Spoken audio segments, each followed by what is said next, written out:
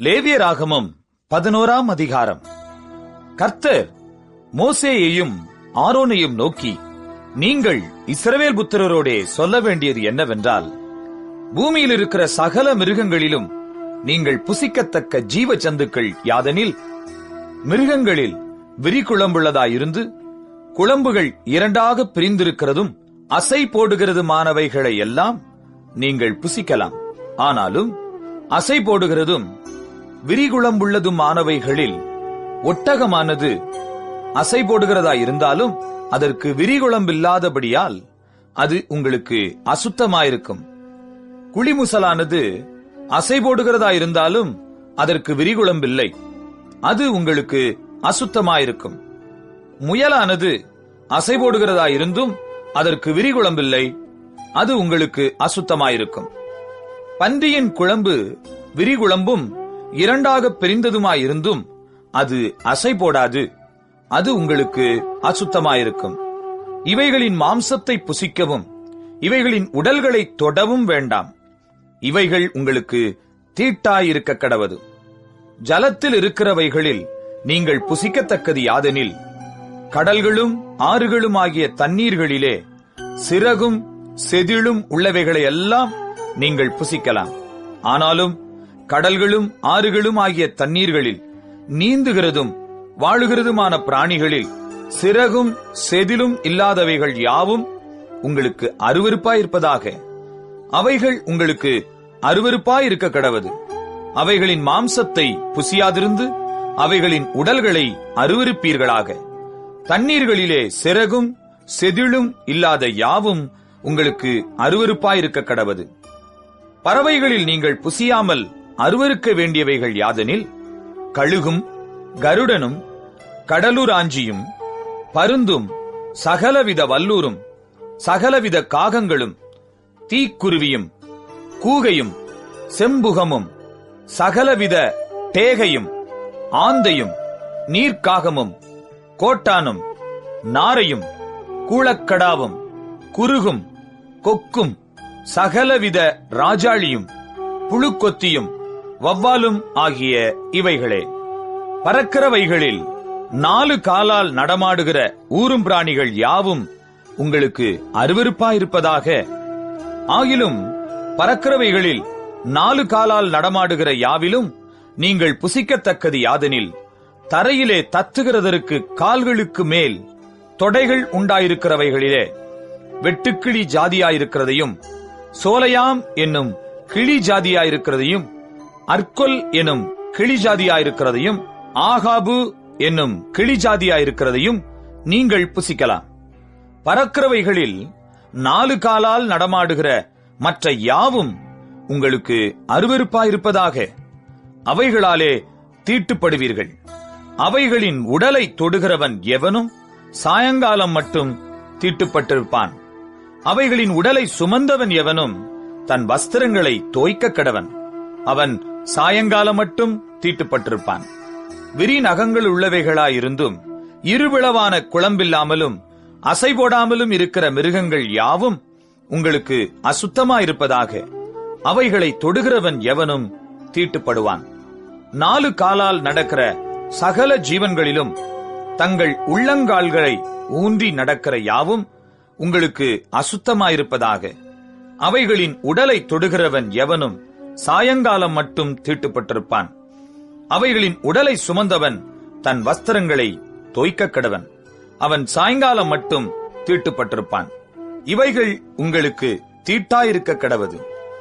தரையில் ஊறுகிற பிராணிகளில் உங்களுக்கு அசுத்தமானவைகள் எவையெனில், பெரிச்சாழியும் எலியும் சகலவிதமான ஆமையும் உடும்பும் அழுங்கும் ஓணானும் பல்லியும் பச்சோந்தியும் ஆகிய இவைகளே.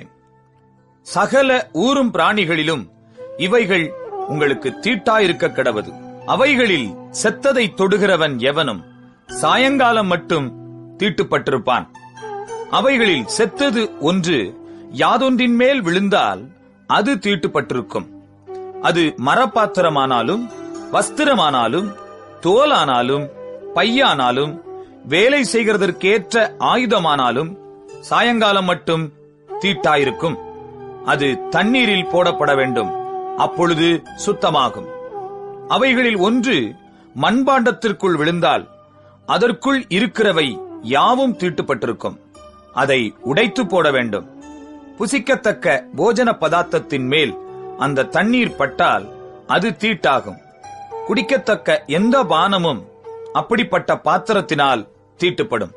அவைகளின் உடலில் யாதொன்று எதின்மேல் விழுதோ அதுவும் தீட்டுப்படும். அடுப்பானாலும் மண் தொட்டியானாலும் தகர்க்கப்படுவதாக அவைகள் தீட்டுப்பட்டிருக்கும். ஆகையால் அவைகள் உங்களுக்கு தீட்டாயிருக்க கடவது.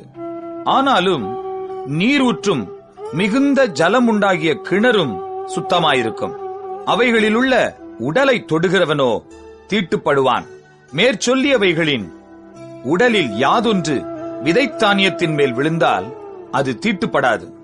அந்த உடலில் யாதொன்று தண்ணீர் வார்க்கப்பட்டிருக்கிற விதையின் மேல் விழுந்ததானால் அது உங்களுக்கு தீட்டாயிருக்க கடவது.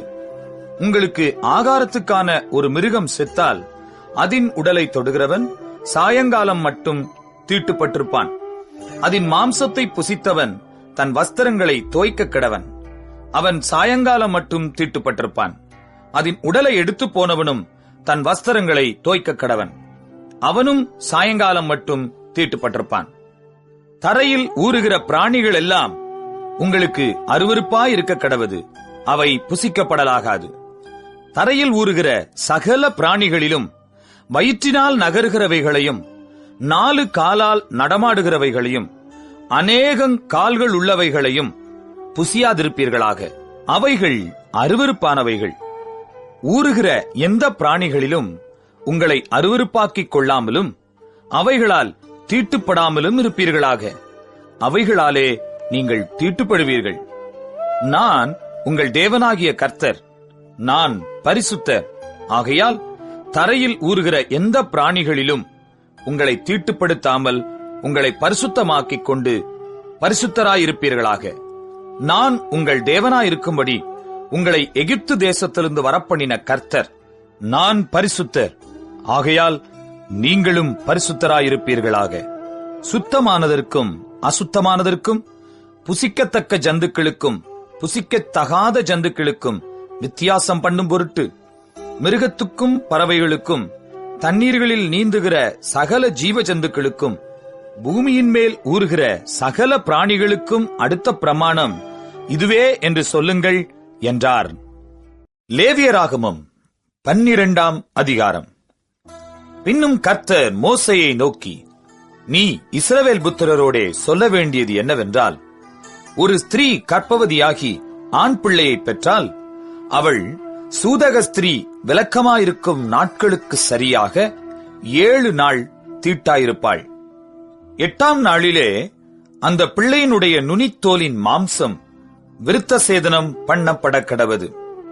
பின்பு அவள் 33 நாள் தன் உதிர சுத்திகரிப்பு நிலையிலே இருந்து சுத்திகரிப்பின் நாட்கள் நிறைவேறும் அளவும் பரிசுத்தமான யாதொரு வஸ்துவை தொடவும் பரிசுத்த ஸ்தலத்துக்குள் வரவும் கூடாது. பெண் பிள்ளையை பெற்றாளாகில் அவள் 2 வாரம் சூதக ஸ்திரியைப் போல தீட்டாயிருந்து பின்பு 66 நாள் உதிர சுத்திகரிப்பு நிலையிலே இருக்க கடவள். அவள் ஆண் பிள்ளையாவது பெண் பிள்ளையாவது பெற்றதற்காக அவளுடைய சுத்திகரிப்பின் நாட்கள் நிறைவேறின பின்பு அவள் 1 வயதான ஆட்டுக்குட்டியை சர்வாங்க தகன பலியாகவும், ஒரு புறா குஞ்சையாவது காட்டுப்புறாவையாவது பாவ நிவாரண பலியாகவும் ஆசரிப்பு கூடார வாசலில் ஆசாரியனிடத்திற்கு கொண்டு வர கடவள். அதை அவன் கர்த்தருடைய சந்நிதியில் பலியிட்டு அவளுக்காக பாவ நிவிர்த்தி செய்வானாக. அப்பொழுது அவள் தன் உதிர ஊரலின் தீட்டு நீங்கி சுத்தமாவாள். இது ஆண் பிள்ளையாவது பெண் பிள்ளையாவது பெற்றவளை குறித்த பிரமாணம். ஆட்டுக்குட்டியை கொண்டுவர அவளுக்கு சக்தி இல்லாதிருந்தால் 2 காட்டுப்புறாக்களையாவது 2 புறா குஞ்சுகளையாவது ஒன்றை சர்வாங்க தகன பலியாகவும் மற்றொன்றை பாவ நிவாரண பலியாகவும் கொண்டுவர கடவள். அதனால் ஆசாரியன் அவளுக்காக பாவ நிவிர்த்தி செய்ய கடவன். அப்பொழுது அவள் சுத்தமாவாள் என்று சொல் என்றார். லேவியராகமம் 13ஆம் அதிகாரம். பின்னும் கர்த்தர் மோசேயையும் ஆரோனையும் நோக்கி, ஒரு மனிதனுடைய சரீரத்தின் மேல் குஷ்டரோகம் போலிருக்கிற ஒரு தடிப்பாவது அசராவது வெள்ளை படராவது உண்டானால் அவன் ஆசாரியனாகிய ஆரோனிடத்தில் ஆகிலும் ஆசாரியராகிய அவன் குமாரரில் ஒருவனிடத்தில் ஆகிலும் கொண்டு வரப்பட கடவன். அப்பொழுது ஆசாரியன் அவன் சரீரத்தின் மேல் இருக்கிற ரோகத்தை பார்க்க வேண்டும். ரோகம் இருக்கும் இடத்தில் மயிர் வெளுத்தும் ரோகமுள்ள இடம் அவனுடைய மற்ற சரீரத்தை பார்க்கிலும் அதிகமாய் குழிந்தும் இருந்தால் அது குஷ்டரோகம். ஆசாரியன் அவனை பார்த்த பின்பு அவனை தீட்டுள்ளவன் என்று தீர்க்க கடவன். அவன் சரீரத்தின் மேல் வெள்ளை படர்ந்திருந்தாலும் அவ்விடம் அவனுடைய மற்ற தோலை பார்க்கிலும் அதிக பள்ளமாயிராமலும் அதன் மயிர் வெள்ளையாக மாறாமலும் இருந்தால் ஆசாரியன் அவனை 7 நாள் அடைத்து வைத்து 7ஆம் நாளில் அவனை பார்க்க கடவன். தோலில் ரோகம் அதிகப்படாமல் அவன் பார்வைக்கு ரோகம் நின்றிருந்தால் ஆசாரியன் 2ஆம் தரம் அவனை 7 நாள் அடைத்து வைத்து 2ஆம் தரம் அவனை 7ஆம் நாளில் பார்க்க கடவன். தோலில் ரோகம் அதிகப்படாமல் சுருங்கி இருந்தால் ஆசாரியன் அவனை சுத்தமுள்ளவன் என்று தீர்க்க கடவன். அது அசரு. அவன் தன் வஸ்திரங்களை தோய்த்து சுத்தமாயிருப்பானாக. தன்னை சுத்தமுள்ளவன் என்று தீர்க்கிறதற்கு அவன் தன்னை ஆசாரியனுக்கு காண்பித்த பின்பு அசரு தோலில் அதிகமாய் படர்ந்திருந்தால் அவன் மறுபடியும் ஆசாரியனுக்கு தன்னை காண்பிக்க கடவன். அப்பொழுது அசரு தோலிலே படர்ந்தது என்று ஆசாரியன் கண்டால் ஆசாரியன் அவனை தீட்டுள்ளவன் என்று தீர்க்க கடவன். அது குஷ்டரோகம். குஷ்டரோகம் ஒரு மனிதனுக்கு இருந்தால் அவனை ஆசாரியனிடத்தில் கொண்டு வர வேண்டும்.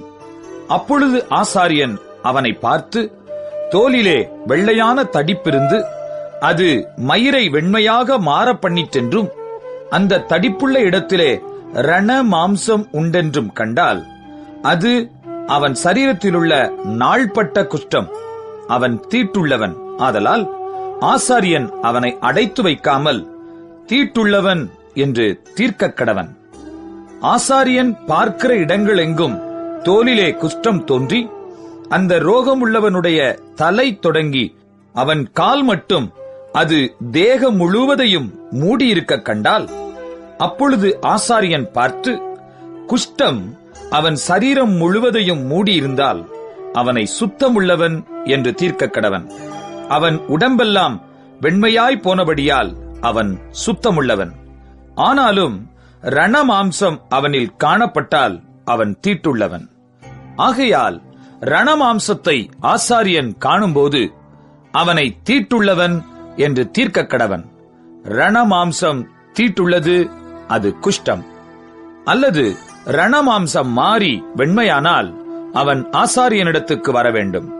ஆசாரியன் அவனை பார்த்து ரோகமுள்ள இடம் வெண்மையாக மாறினதென்று கண்டால் ஆசாரியன் அவனை சுத்தமுள்ளவன் என்று தீர்க்க கடவன். அவன் சுத்தமுள்ளவன்.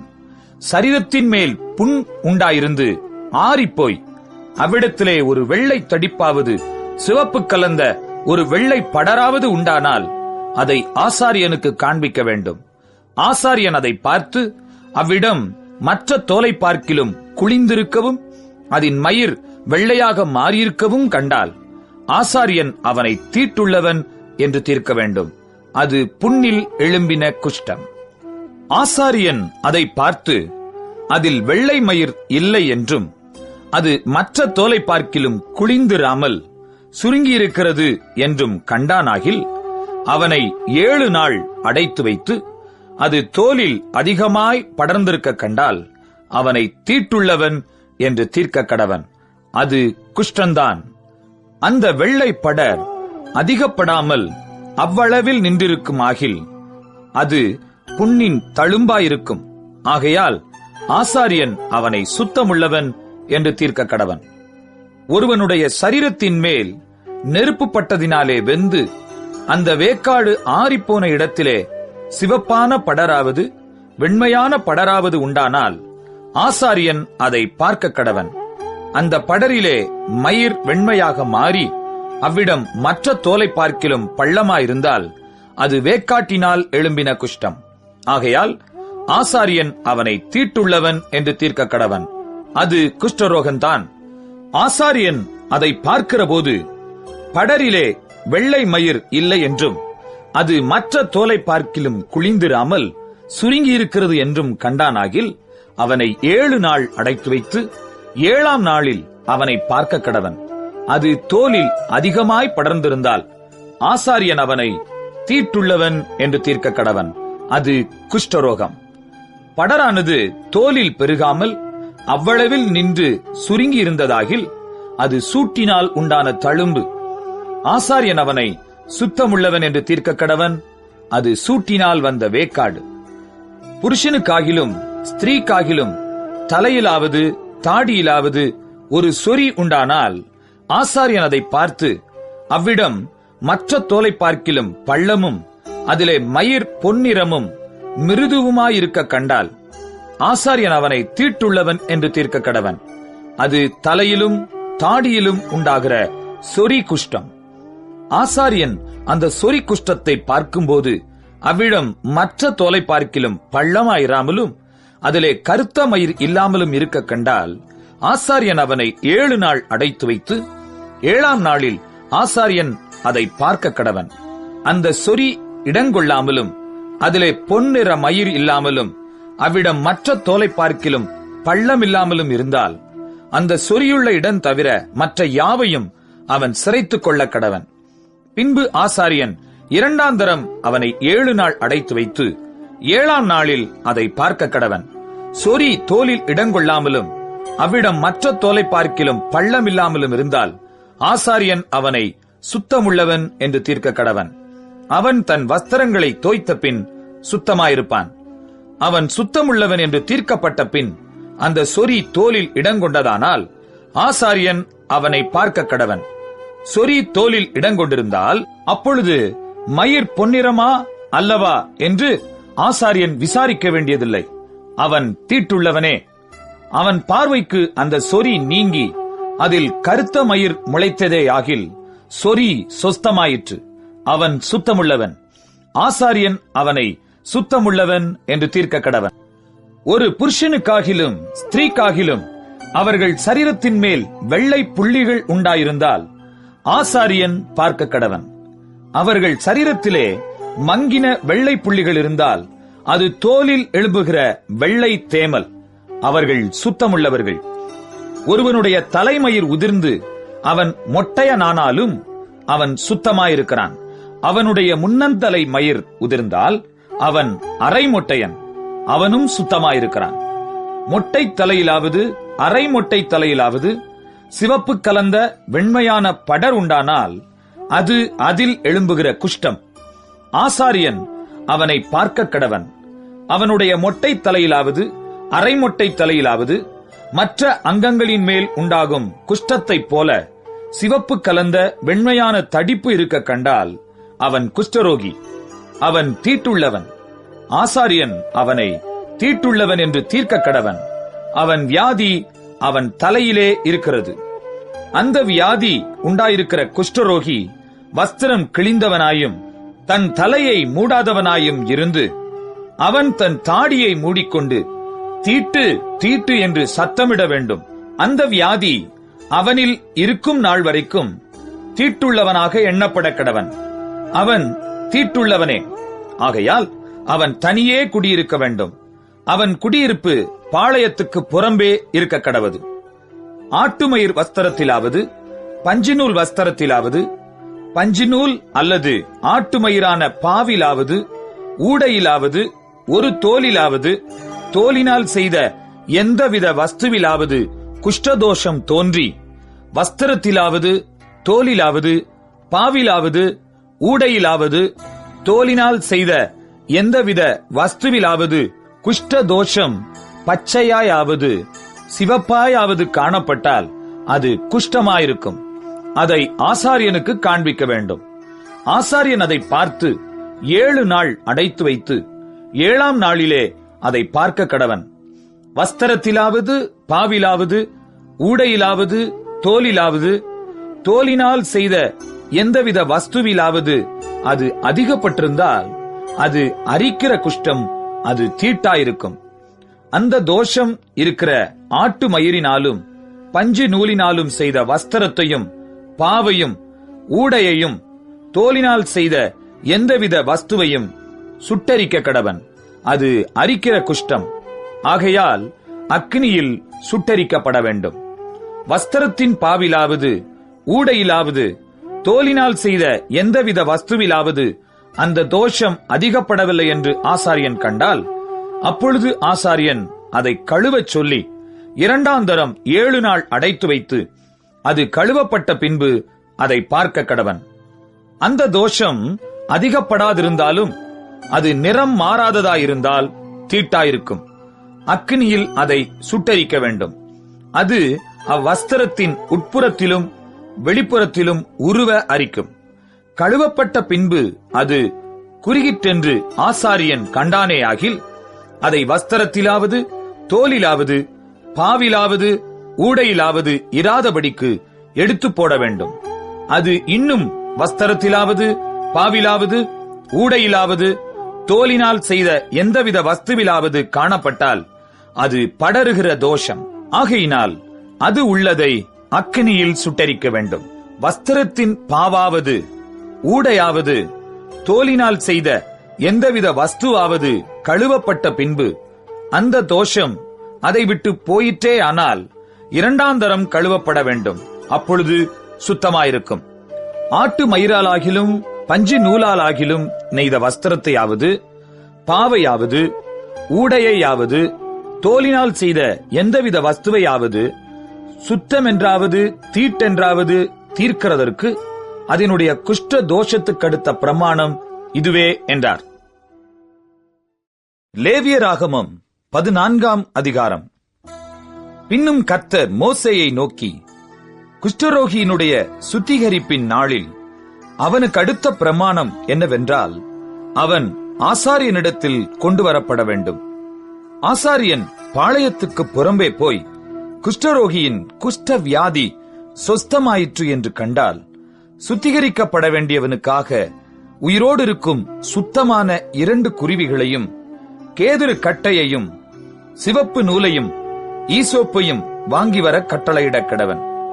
பின்பு ஆசாரியன் அந்த குருவிகளில் ஒன்றை ஒரு மண்பாண்டத்திலுள்ள ஊற்று நீர்மேல் கொல்லச் சொல்லி, உயிருள்ள குருவியையும் கேதுரு கட்டையையும் சிவப்பு நூலையும் ஈசோப்பையும் எடுத்து இவைகளையும் உயிருள்ள குருவியையும் ஊற்று நீர்மேல் கொல்லப்பட்ட குருவியின் இரத்தத்திலே தோய்த்து குஷ்டம் நீங்க சுத்திகரிக்கப்படுகிறவன் மேல் 7 தரம் தெளித்து அவனை சுத்தம் பண்ணி உயிருள்ள குருவியை வெளியிலே விட்டுவிட கடவன். சுத்திகரிக்கப்படுகிறவன் தன் வஸ்திரங்களை தோய்த்து தன் மயிர் முழுவதையும் சிரைத்து தான் சுத்தமாகும்படி ஜலத்தில் ஸ்நானம் பண்ணி பின்பு பாளையத்தில் பிரவேசித்து தன் கூடாரத்துக்கு புறம்பே 7 நாள் தங்கி 7ஆம் நாளிலே தன் தலையையும் தாடியையும் புருவங்களையும் தன்னுடைய மயிர் முழுவதையும் சிரைத்து தன் வஸ்திரங்களை தோய்த்து ஜலத்தில் ஸ்நானம் பண்ண வேண்டும். அப்பொழுது சுத்தமாயிருப்பான். 8ஆம் நாளிலே அவன் பழுதற்ற 2 ஆட்டுக்குட்டிகளையும் 1 வயதான பழுதற்ற ஒரு பெண்ணாட்டுக்குட்டியையும் போஜன பலிக்காக எண்ணெயிலே பிசைந்த 1 மரக்காலில் 10 பங்காகிய மெல்லிய மாவையும் ஆளாக்கு எண்ணெயையும் கொண்டு வர கடவன்.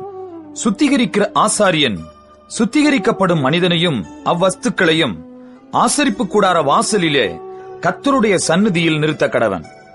பின்பு ஆசாரியன் ஒரு ஆட்டுக்குட்டியை பிடித்து அதையும் அந்த ஆளாக்கு எண்ணெயையும் குற்ற நிவாரண பலியாக கொண்டு வந்து கர்த்தருடைய சந்நிதியில் அசைவாட்டும் பலியாக அசைவாட்டி பாவ நிவாரண பலியும் சர்வாங்க தகன பலியும் இடும் பரிசுத்த ஸ்தலத்திலே அந்த ஆட்டுக்குட்டியை கொல்ல கடவன். குற்ற நிவாரண பலி பாவ நிவாரண பலியைப் போல ஆசாரியனுக்கு உரியது. அது மகா பரிசுத்தமானது.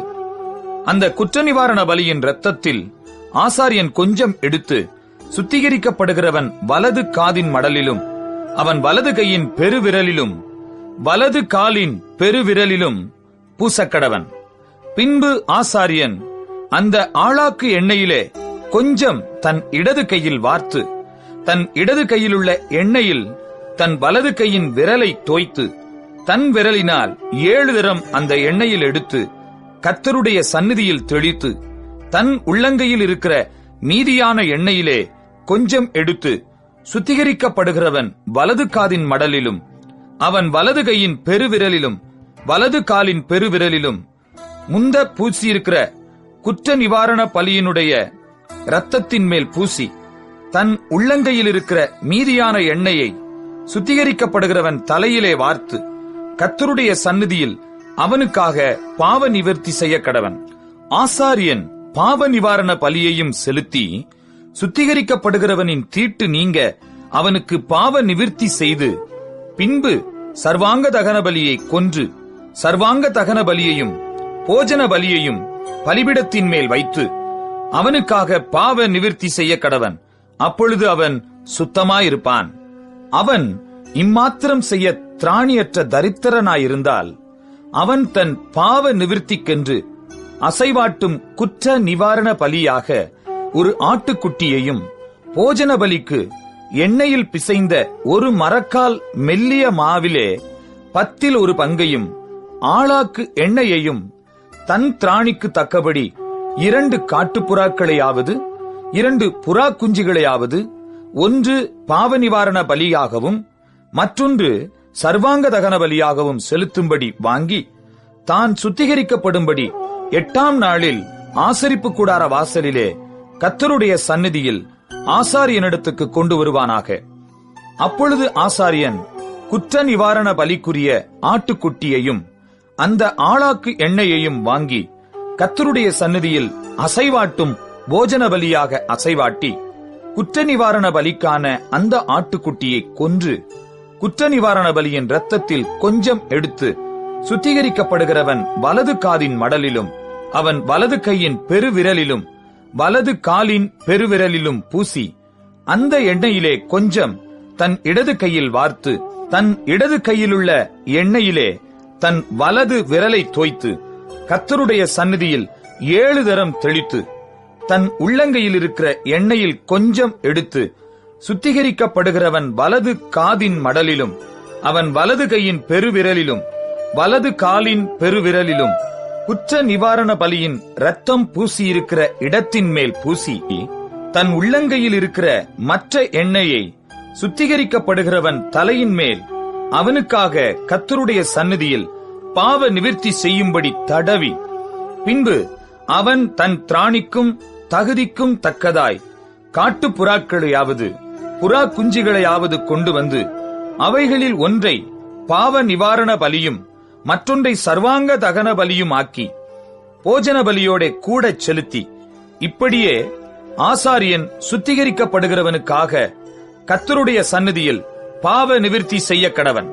தன் சுத்திகரிப்புக்கு வேண்டியவைகளை சம்பாதிக்க கூடாத குஷ்டரோகியை குறித்த பிரமாணம் இதுவே என்றார்.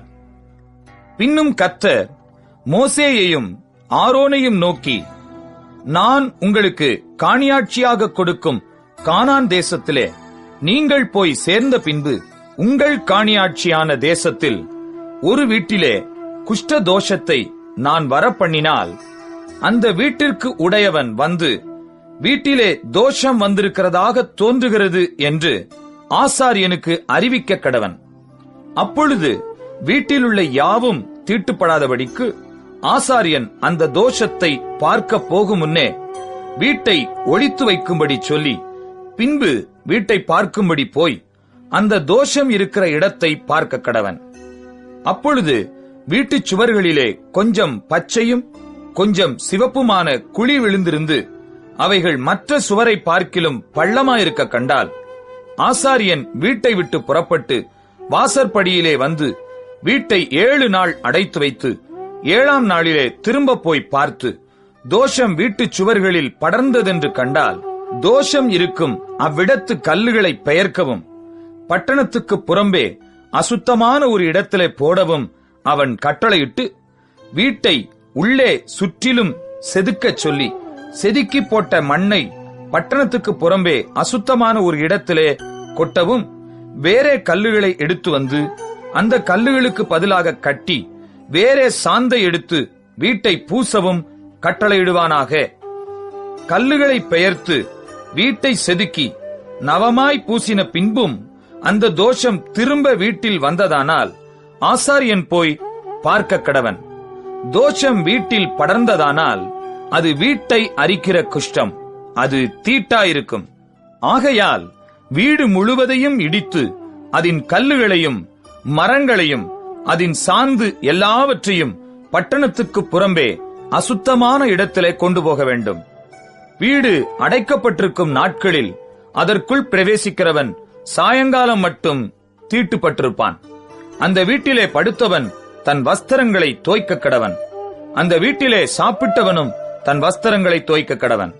ஆசாரியன் திரும்ப வந்து வீடு பூசப்பட்ட பின்பு வீட்டிலே அந்த தோஷம் படரவில்லை என்று கண்டானே ஆகில், தோஷம் நிவிர்த்தியானபடியால் ஆசாரியன் அந்த வீட்டை சுத்தம் என்று தீர்க்க கடவன். அப்பொழுது வீட்டிற்கு தோஷம் கழிக்க 2 குருவிகளையும் கேதுரு கட்டையையும் சிவப்பு நூலையும் ஈசோப்பையும் எடுத்து ஒரு குருவியை ஒரு மண்பாண்டத்திலுள்ள ஊற்று நீரின் மேல் கொன்று கேதுரு கட்டையையும் ஈசோப்பையும் சிவப்பு நூலையும் உயிருள்ள குருவியையும் எடுத்து இவைகளை கொல்லப்பட்ட குருவியின் இரத்தத்திலும் ஊற்று நீரிலும் தோய்த்து வீட்டின் மேல் 7 தரம் தெளித்து குருவியின் இரத்தத்தினாலும் ஊற்று நீரினாலும் உயிருள்ள குருவியினாலும் கேதுரு கட்டையினாலும் ஈசோப்பினாலும் சிவப்பு நூலினாலும் வீட்டிற்கு தோஷங்களித்து உயிருள்ள குருவியை பட்டணத்துக்கு புறம்பே வெளியிலே விட்டுவிட்டு இப்படி வீட்டிற்கு பிராயச்சித்தம் செய்ய கடவன். அப்பொழுது அது சுத்தமாயிருக்கும். இது சகலவித குஷ்டரோகத்துக்கும் சொறிக்கும் வஸ்திர குஷ்டத்துக்கும் வீட்டு குஷ்டத்துக்கும் தடிப்புக்கும் அசருக்கும் வெள்ளை படருக்கும் அடுத்த பிரமாணம். குஷ்டம் எப்பொழுது தீட்டுள்ளது என்றும் எப்பொழுது தீட்டில்லாதது என்றும் தெரிவிப்பதற்கு குஷ்டரோகத்துக்கு அடுத்த பிரமாணம் இதுவே என்றார். லேவியராகமம் 15ஆம் அதிகாரம். பின்னும் கர்த்தர் மோசேயையும் ஆரோனையும் நோக்கி, நீங்கள் இஸ்ரவேல் புத்திரரோடே சொல்ல வேண்டியது என்னவென்றால், ஒருவனுக்கு பிரமியம் உண்டானால் அவன் தன் பிரமியத்தினாலே தீட்டானவன். அவனுடைய மாம்சத்திலுள்ள பிரமியம் ஊறிக்கொண்டிருந்தாலும் அவன் பிரமியம் அடைபட்டிருந்தாலும் அதனால் அவனுக்கு தீட்டுண்டாகும். பிரமியம் உள்ளவன் படுக்கிற எந்த படுக்கையும் தீட்டாகும்.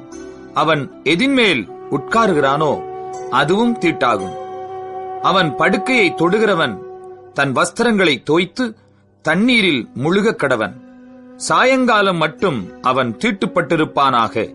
பிரமியம் உள்ளவன் உட்கார்ந்ததின் மேல் உட்காருகிறவன் தன் வஸ்திரங்களை தோய்த்து தண்ணீரில் முழுகி சாயங்காலம் மட்டும் தீட்டுப்பட்டிருப்பானாக. பிரமியம் உள்ளவனின் சரீரத்தை தொடுகிறவன் தன் வஸ்திரங்களை தோய்த்து தண்ணீரில் முழுகி சாயங்காலம் மட்டும் தீட்டுப்பட்டிருப்பானாக. பிரமியம் உள்ளவன் சுத்தமாயிருக்கிற ஒருவன் மேல் துப்பினால் இவன் தன் வஸ்திரங்களை தோய்த்து தண்ணீரில் முழுகி சாயங்காலம் மட்டும் தீட்டுப்பட்டிருப்பானாக. பிரமியம் உள்ளவன் ஏறும் எந்த சேணமும் தீட்டாயிருக்கும். அவனுக்கு கீழிருந்த எதையாகிலும் தொடுகிறவன் சாயங்காலம் மட்டும் தீட்டுப்பட்டிருப்பான். அதை எடுத்துக்கொண்டு போகிறவன் தன் வஸ்திரங்களை தோய்த்து தண்ணீரில் முழுகி சாயங்காலம் மட்டும் தீட்டுப்பட்டிருப்பானாக. பிரமியம் உள்ளவன் தன் கைகளை தண்ணீரினால் கழுவாமல் ஒருவனை தொட்டால் இவன் தன் வஸ்திரங்களை தோய்த்து தண்ணீரில் முழுகி சாயங்காலம் மட்டும் தீட்டுப்பட்டிருப்பானாக. பிரமியம் உள்ளவன் தொட்ட மண்பாண்டம் உடைக்கப்படவும் மரச்சாமான் எல்லாம் தண்ணீரினால் கழுவப்படவும் வேண்டும்.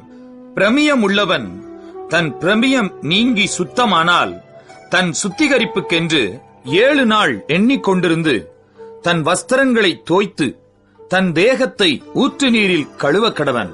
அப்பொழுது சுத்தமாயிருப்பான். 8ஆம் நாளிலே அவன் 2 காட்டுப்புறாக்களையாவது 2 புறா குஞ்சுகளையாவது ஆசரிப்பு கூடார வாசலிலே கர்த்தருடைய சந்நிதியில் கொண்டு வந்து ஆசாரியனிடத்தில் கொடுக்க கடவன். ஆசாரியன் அவைகளில் ஒன்றை பாவ நிவாரண பலியும் மற்றொன்றை சர்வாங்க தகன பலியும் ஆக்கி அவனுக்காக கர்த்தருடைய சந்நிதியில் அவன் பிரமியத்து நிமித்தம் பாவ நிவிர்த்தி செய்ய வேண்டும். ஒருவனிலிருந்து இந்திரியம் கழிந்ததுண்டானால் அவன் தண்ணீரில் முழுக வேண்டும். சாயங்காலம் மட்டும் அவன் தீட்டுப்பட்டிருப்பானாக. கழிந்த இந்திரியம் பட்ட வஸ்திரமும் தோலும் தண்ணீரினால் கழுவப்பட்டு சாயங்காலம் மட்டும் தீட்டாயிருப்பதாக. இந்திரியம் கழிந்தவனோடே ஸ்திரீ படுத்துக் கொண்டிருந்தால் இருவரும் தண்ணீரில் முழுகி சாயங்காலம் மட்டும் தீட்டுப்பட்டிருப்பார்களாக. சூதக ஸ்திரீ தன் சரீரத்திலுள்ள உதிர ஊரலி நிமித்தம் 7 நாள் தன் விலக்கத்தில் இருக்க கடவள். அவளை தொடுகிறவன் எவனும் சாயங்காலம் மட்டும் தீட்டுப்பட்டிருப்பானாக. அவள் விலக்கலாயிருக்கையில் எதின்மேல் படுத்துக் கொள்ளுகிறாளோ எதின்மேல் உட்காருகிறாளோ அதெல்லாம் தீட்டாயிருக்கும். அவள் படுக்கையை தொடுகிறவன் எவனும் தன் வஸ்திரங்களை தோய்த்து தண்ணீரில் முழுகி சாயங்காலம் மட்டும் தீட்டுப்பட்டிருப்பானாக. அவள் உட்கார்ந்த மனையை தொடுகிறவன் எவனும் தன் வஸ்திரங்களை தோய்த்து தண்ணீரில் முழுகி சாயங்காலம் மட்டும் தீட்டுப்பட்டிருப்பானாக. அவள் படுக்கையின் மேலாகிலும் அவள் உட்கார்ந்த மனையின் மேலாகிலும் இருந்த எதையாகிலும் தொட்டவன் சாயங்காலம் மட்டும் தீட்டுப்பட்டிருப்பானாக. ஒருவன் அவளோடே படுத்துக் கொண்டதும் அவள் தீட்டு அவன் மேல் பட்டதும் உண்டானால் அவன் 7 நாள் தீட்டாயிருப்பானாக. அவன் படுக்கிற படுக்கையும் தீட்டுப்படும்.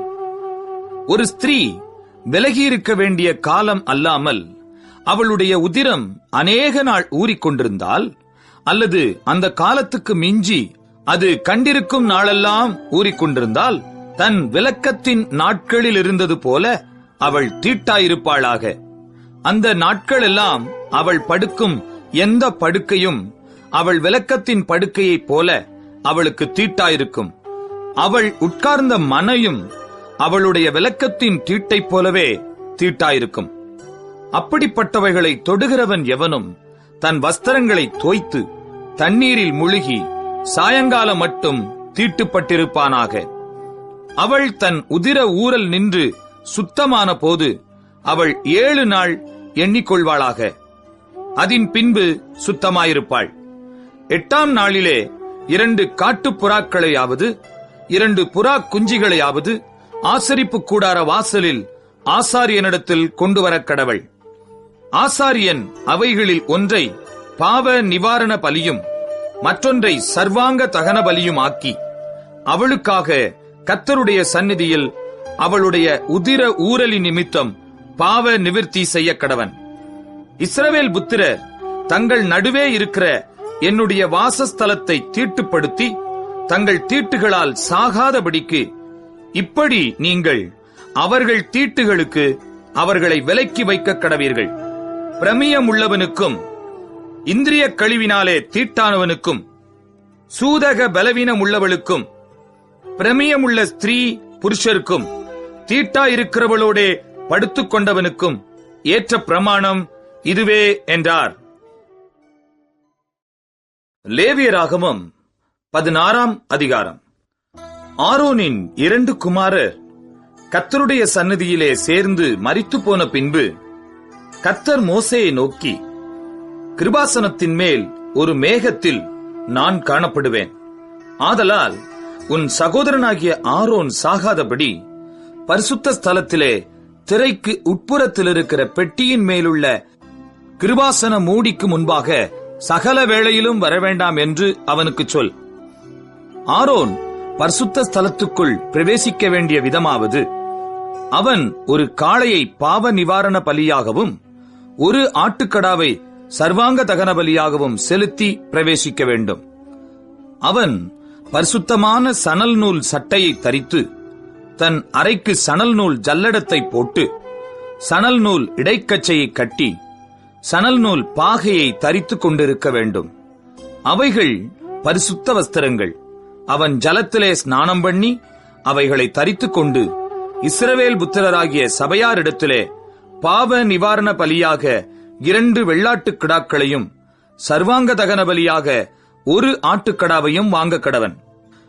பின்பு ஆரோன் தனக்காகவும் தன் வீட்டாருக்காகவும் பாவ நிவிர்த்தி செய்யும்படிக்கு தன்னுடைய பாவ நிவாரண பலியின் காளையை சேரப் பண்ணி அந்த 2 வெள்ளாட்டுக் கடாக்களையும் கொண்டு வந்து ஆசரிப்பு கூடார வாசலிலே கர்த்தருடைய சந்நிதியில் நிறுத்தி அந்த 2 வெள்ளாட்டுக் கடாக்களையும் குறித்து கர்த்தருக்கென்று ஒரு சீட்டும் போக்காடாக விடப்படும் வெள்ளாட்டுக் கடாவுக்கென்று ஒரு சீட்டும் போட்டு கர்த்தருக்கென்று சீட்டு விழுந்த வெள்ளாட்டுக் கடாவை பாவ நிவாரண பலியாக சேரப் பண்ணி போக்காடாக விடப்பட சீட்டு விழுந்த வெள்ளாட்டுக் கடாவை அதைக் கொண்டு பாவ நிவிர்த்தி உண்டாக்கவும் அதை போக்காடாக வனாந்தரத்திலே போகவிடவும் கர்த்தருடைய சந்நிதியில் உயிரோடே நிறுத்தி பின்பு ஆரோன் தனக்காகவும் தன் வீட்டாருக்காகவும் பாவ நிவிர்த்தி செய்யும்படி தன்னுடைய பாவ நிவாரணத்துக்கான காளையை கொண்டு வந்து அதை கொன்று கர்த்தருடைய சந்நிதியில் இருக்கும் பலிபீடத்தின் மேலுள்ள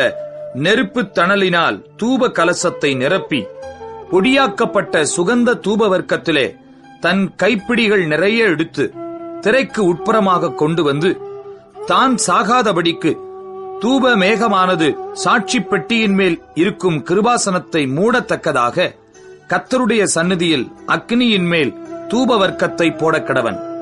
பின்பு காளையின் இரத்தத்திலே கொஞ்சம் எடுத்து கீழ்ப்புறமாக நின்று தன் விரலினால் கிருபாசனத்தின் மேல் தெளித்து அந்த இரத்தத்தில் கொஞ்சம் எடுத்து கிருபாசனத்துக்கு முன்பாக 7 தரம் தன் விரலினால் தெளிக்க கடவன்.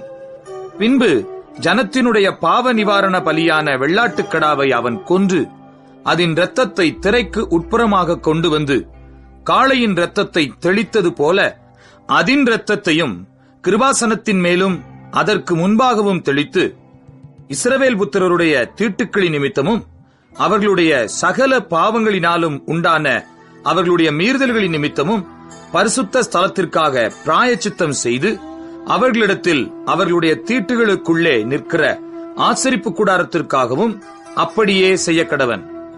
பாவ நிவிர்த்தி செய்யும்படி அவன் பரிசுத்த ஸ்தலத்துக்குள் பிரவேசித்து தனக்காகவும் தன் வீட்டாருக்காகவும் இஸ்ரவேல் சபையார் அனைவருக்காகவும் பாவ நிவிர்த்தி செய்து வெளியே வருமளவும் ஆசரிப்பு கூடாரத்தில் ஒருவரும் இருக்கலாகாது.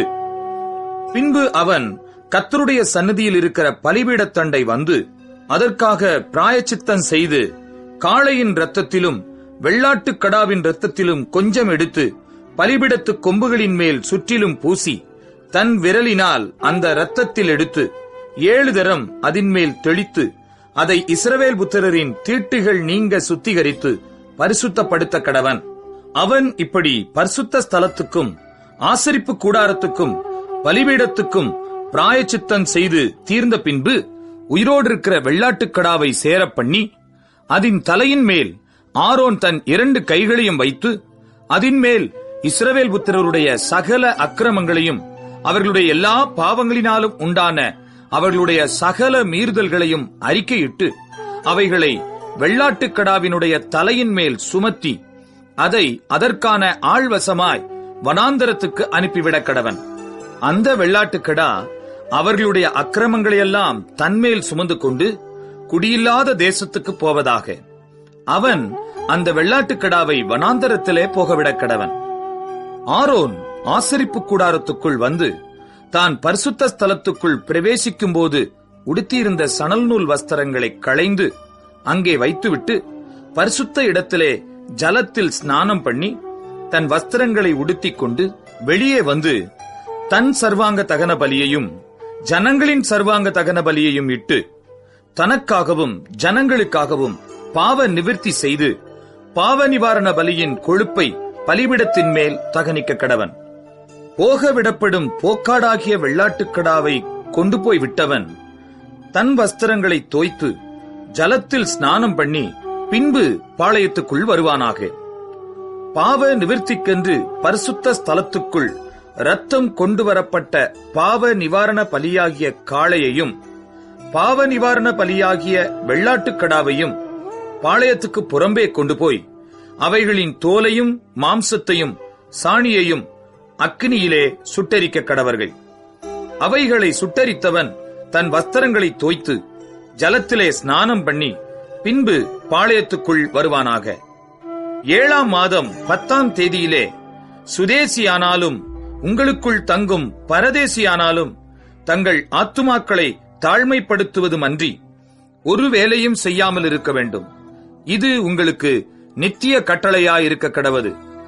கர்த்தருடைய சந்நிதியில் உங்கள் பாவமெல்லாம் நீங்கி சுத்திகரிக்கப்படும்படி அந்நாளில் உங்களை சுத்திகரிக்கும் பொருட்டு உங்களுக்காக பாவ நிவிர்த்தி செய்யப்படும்.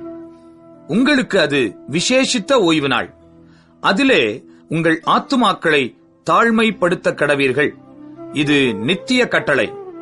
அபிஷேகம் பெற்றவனும் தன் தகப்பன் பட்டத்திற்கு வந்து ஆசாரிய ஊழியம் செய்ய பிரதிஷ்டை பண்ணப்பட்டவனுமாகிய ஆசாரியனே பாவ நிவிர்த்தி செய்ய கடவன்.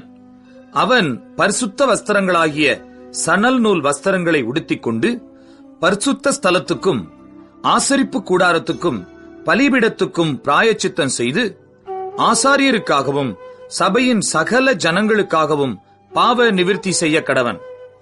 இப்படி வருஷத்தில் ஒருமுறை இஸ்ரவேல் புத்திரருக்காக அவர்களுடைய சகல பாவங்களுக்கும் பாவ நிவிர்த்தி செய்வது உங்களுக்கு நித்திய கட்டளையாயிருக்க கடவது என்று சொல் என்றார். கர்த்தர் மோசேக்கு கட்டளையிட்டபடியே ஆரோன் செய்தான். லேவியராகமம் 17ஆம் அதிகாரம். பின்னும் கர்த்தர் மோசேயை நோக்கி, நீ ஆரோனோடும் அவன் குமாரரோடும் இஸ்ரவேல் புத்திரர் அனைவரோடும் சொல்ல வேண்டியதாவது, கர்த்தர் கட்டளையிடுகிறது என்னவென்றால், இஸ்ரவேல் குடும்பத்தாரில் எவனாகிலும் மாட்டையாவது செம்மறி ஆட்டையாவது வெள்ளாட்டையாவது ஆசரிப்பு கூடார வாசலாகிய கர்த்தருடைய வாசஸ்தலத்துக்கு முன்பாக கர்த்தருக்கு செலுத்தும்படி கொண்டு வராமல் பாளையத்துக்குள்ளே ஆகிலும் பாளையத்துக்கு புறம்பே ஆகிலும் அதை கொன்றால் அது அந்த மனிதனுக்கு இரத்தப்பழியாக எண்ணப்படும். அந்த மனிதன் இரத்தம் சிந்தினபடியால் தன் ஜனத்தில் இராமல் அறுப்புண்டு போவான். ஆகையால் இஸ்ரவேல் புத்திரர் வெளியிலே பலியிடுகிற தங்கள் பலிகளை ஆசரிப்பு கூடார வாசலில் ஆசாரியனிடத்தில் கர்த்தருடைய சந்நிதியில் கொண்டு வந்து அங்கே அவைகளை கர்த்தருக்கு சமாதான பலிகளாக செலுத்த கடவர்கள். அங்கே ஆசாரியன் இரத்தத்தை ஆசரிப்பு கூடார வாசலில் இருக்கிற கர்த்தருடைய பலிபீடத்தின் மேல் தெளித்து கொழுப்பை கர்த்தருக்கு சுகந்த வாசனையாக தகனிக்க கடவன். தாங்கள் சோர மார்க்கமாய் பின்பற்றுகிற பேய்களுக்கு தங்கள் பலிகளை இனி செலுத்தாதிருப்பார்களாக. இது அவர்கள் தலைமுறை தோறும் அவர்களுக்கு நித்திய கட்டளையாயிருக்க கடவது. மேலும் நீ அவர்களை நோக்கி, இஸ்ரவேல் குடும்பத்தாரிலும் உங்கள் நடுவே தங்குகிற அந்நியர்களிலும் எவனாகிலும் சர்வாங்க தகன பலி முதலானவைகளை இட்டு அதை ஆசரிப்பு கூடார வாசலிலே கர்த்தருக்கு செலுத்தும்படி கொண்டு வராவிட்டால் அவன் தன் ஜனத்தில் இராமல் அறுப்புண்டு போவான் என்று சொல். இஸ்ரவேல் குடும்பத்தாரிலும் உங்களுக்குள் தங்கும் அந்நியர்களிலும் எவனாகிலும் இரத்தம் எண்ணப்பட்டதை புசித்தால் இரத்தத்தை புசித்த அவனுக்கு விரோதமாக நான் என் முகத்தை திருப்பி அவன் தன் ஜனத்தில் இராதபடிக்கு அவனை அறுப்புண்டு போக பண்ணுவேன். மாம்சத்தின் உயிர் இரத்தத்தில் இருக்கிறது. நான் அதை உங்களுக்கு பலிபீடத்தின் மேல் உங்கள் ஆத்துமாக்களுக்காக பாவ நிவிர்த்தி செய்யும்படிக்கு கட்டளையிட்டேன். ஆத்துமாவிற்காக பாவ நிவிர்த்தி செய்கிறது இரத்தமே. அதிநிமித்தம் உங்களில் ஒருவனும் இரத்தம் புசிக்க வேண்டாம். உங்கள் நடுவே தங்குகிற அந்நியனும் இரத்தம் புசிக்க வேண்டாம் என்று இஸ்ரவேல் புத்திரருக்கு சொன்னேன். இஸ்ரவேல் புத்திரரிலும் உங்களுக்குள் தங்குகிற அந்நியர்களிலும் எவனாகிலும் புசிக்கத்தக்க ஒரு மிருகத்தையாவது ஒரு பட்சியையாவது வேட்டையாடி பிடித்தால் அவன் அதன் இரத்தத்தை சிந்த பண்ணி மண்ணினால் அதை மூடக்கடவன். சகல மாம்சத்துக்கும் இரத்தம் உயிராயிருக்கிறது. இரத்தம் ஜீவனுக்கு சமானம். ஆகையால் எந்த மாம்சத்தின் இரத்தத்தையும் புசிக்க வேண்டாம்.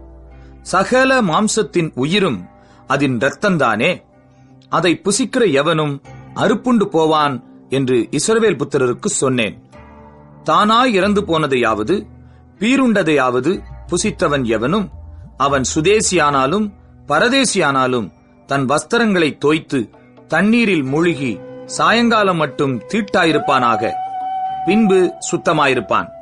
அவன் தன் வஸ்திரங்களை தோய்க்காமலும் ஸ்நானம் பண்ணாமலும் இருந்தால் தன் அக்கிரமத்தை சுமப்பான் என்று சொல் என்றார். லேவியராகமம் 18ஆம் அதிகாரம். பின்னும் கர்த்தர் மோசேயை நோக்கி, நீ இஸ்ரவேல் புத்திரருக்கு சொல்ல வேண்டியது என்னவென்றால், நான் உங்கள் தேவனாகிய கர்த்தர். நீங்கள் குடியிருந்த எகிப்து தேசத்தாருடைய செய்கையின்படி செய்யாமலும், நான் உங்களை அழைத்துப் போகிற கானான் தேசத்தாருடைய செய்கையின்படி செய்யாமலும், அவர்களுடைய முறைமைகளின்படி நடவாமலும், என்னுடைய நியாயங்களின்படி செய்து என்னுடைய கட்டளைகளை கைக்கொண்டு நடவுங்கள். நான் உங்கள் தேவனாகிய கர்த்தர். ஆகையால் என் கட்டளைகளையும் என் நியாயங்களையும் கைக்கொள்ள கடவீர்கள். அவைகளின்படி செய்கிறவன் எவனும் அவைகளால் பிழைப்பான். நான் கர்த்தர். ஒருவனும் தனக்கு நெருங்கின இனமாகிய ஒருத்தியை நிர்வாணமாக்கும்படி அவளை சேரலாகாது. நான் கர்த்தர். உன் தகப்பனையாவது உன் தாயையாவது நிர்வாணமாக்கலாகாது. அவள் உன் தாயானவள், அவளை நிர்வாணமாக்கலாகாது. உன் தகப்பனுடைய மனைவியை நிர்வாணமாக்கலாகாது. அது உன் தகப்பனுடைய நிர்வாணம். உன் தகப்பனுக்காவது உன் தாய்க்காவது வீட்டிலாகிலும் புறத்திலாகிலும் பிறந்த குமாரத்தியாகிய உன் சகோதரியை நிர்வாணமாக்கலாகாது. உன் குமாரனுடைய மகளையாவது உன் குமாரத்தியினுடைய மகளையாவது நிர்வாணமாக்கலாகாது. அது உன்னுடைய நிர்வாணம். உன் தகப்பனுடைய மனைவியினிடத்தில் உன் தகப்பனுக்கு பிறந்த குமாரத்தியை நிர்வாணமாக்கலாகாது. அவள் உனக்கு சகோதரி. உன் தகப்பனுடைய சகோதரியை நிர்வாணமாக்கலாகாது. அவள் உன் தகப்பனுக்கு நெருங்கின இனமானவள். உன் தாயினுடைய சகோதரியை நிர்வாணமாக்கலாகாது. அவள் உன் தாய்க்கு நெருங்கின இனமானவள்.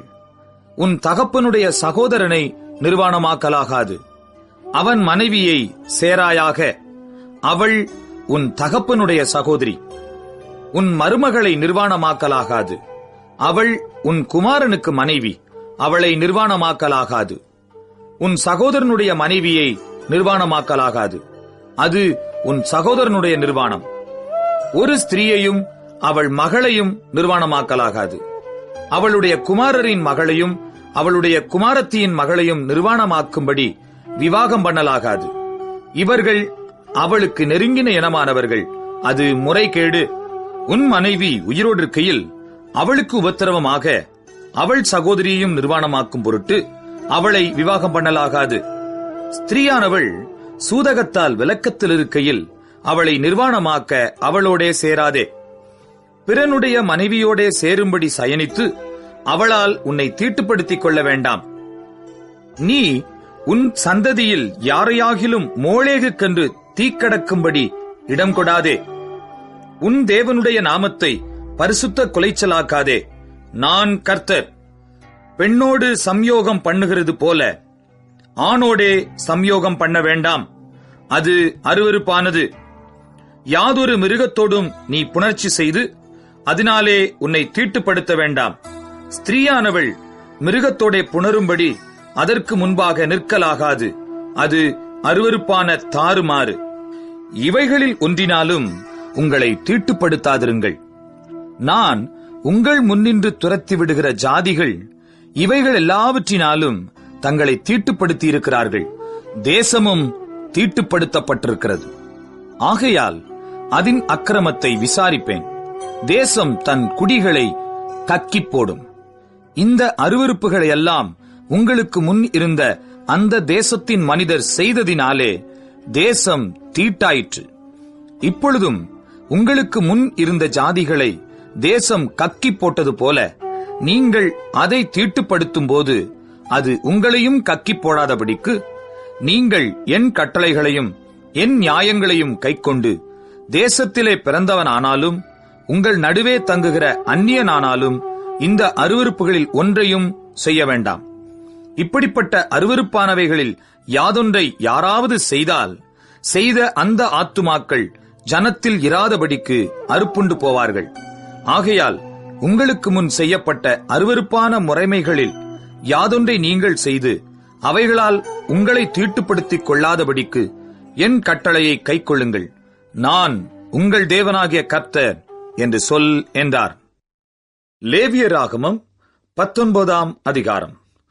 பின்னும் கர்த்தர் மோசேயை நோக்கி, நீ இஸ்ரவேல் புத்திரரின் சபை அனைத்தோடும் சொல்ல வேண்டியது என்னவென்றால், உங்கள் தேவனும் கர்த்தருமாகிய நான் பரிசுத்தர், ஆகையால் நீங்களும் பரிசுத்தராயிருங்கள்.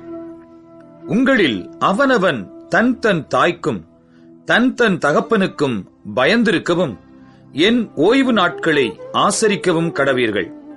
நான் உங்கள் தேவனாகிய கர்த்தர். விக்கிரகங்களை நாடாமலும் வார்ப்பிக்கப்பட்ட தெய்வங்களை உங்களுக்கு உண்டாக்காமலும் இருப்பீர்களாக. நான் உங்கள் தேவனாகிய கர்த்தர். நீங்கள் சமாதான பலியை கர்த்தருக்கு செலுத்தினால் அதை மனோற்சாகமாய் செலுத்துங்கள்.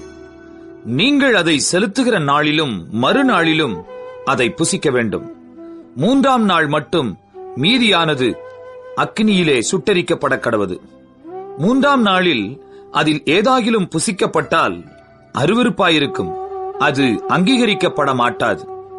அதை புசிக்கிறவன் கர்த்தருக்கு பரிசுத்தமானதை பரிசுத்த குலைச்சல் ஆக்கினபடியால் அவன் தன் அக்கிரமத்தை சுமந்து தன் ஜனத்தில் இராதபடிக்கு அறுப்புண்டு போவான்.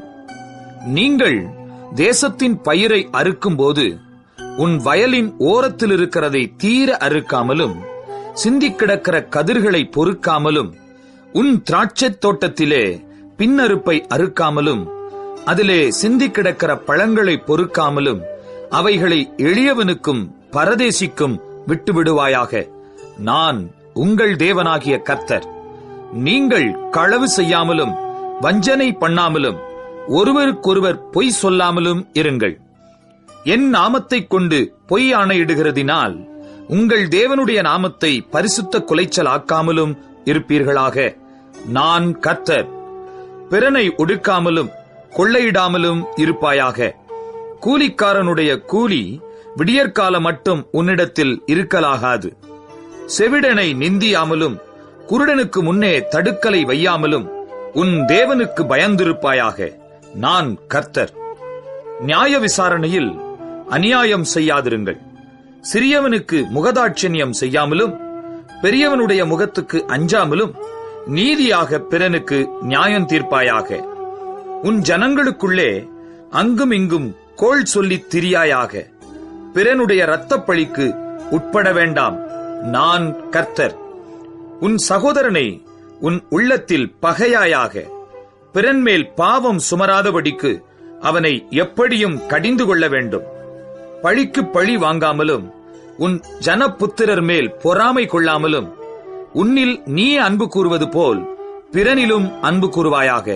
நான் கர்த்தர். என் கட்டளைகளை கைக்கொள்வீர்களாக. உன் மிருக ஜீவன்களை வேறு ஜாதியோடே பொலிய விடாயாக. உன் வயலிலே வெவ்வேறு வகையான விதைகளை கலந்து விதையாயாக. சணல் நூலும் கம்பளி நூலும் கலந்த வஸ்திரத்தை உடுத்தாதிருப்பாயாக.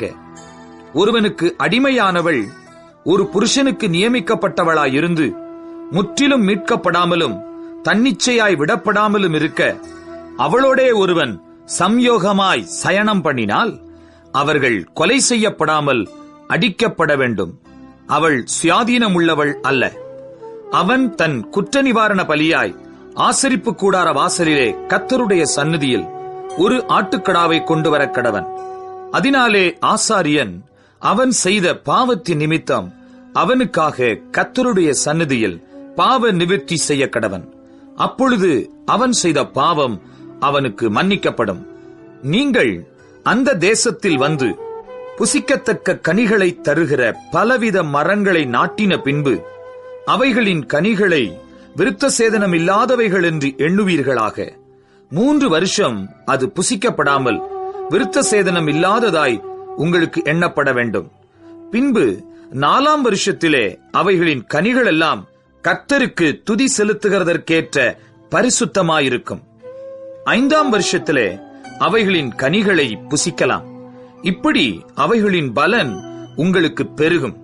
நான் உங்கள் தேவனாகிய கர்த்தர். யாதொன்றையும் இரத்தத்துடன் புசிக்க வேண்டாம். குறி கேளாமலும் நாள் பாராமலும் இருப்பீர்களாக.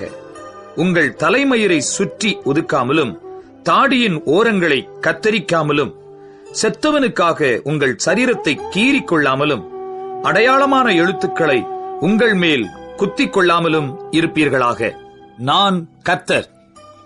தேசத்தார் வேசித்தனம் பண்ணி தேசமெங்கும் முறைகேடான பாவம் நிறையாதபடிக்கு உன் குமாரத்தியை வேசித்தனம் பண்ண விடுகிறதினாலே பரிசுத்த குலைச்சல் ஆக்காயாக.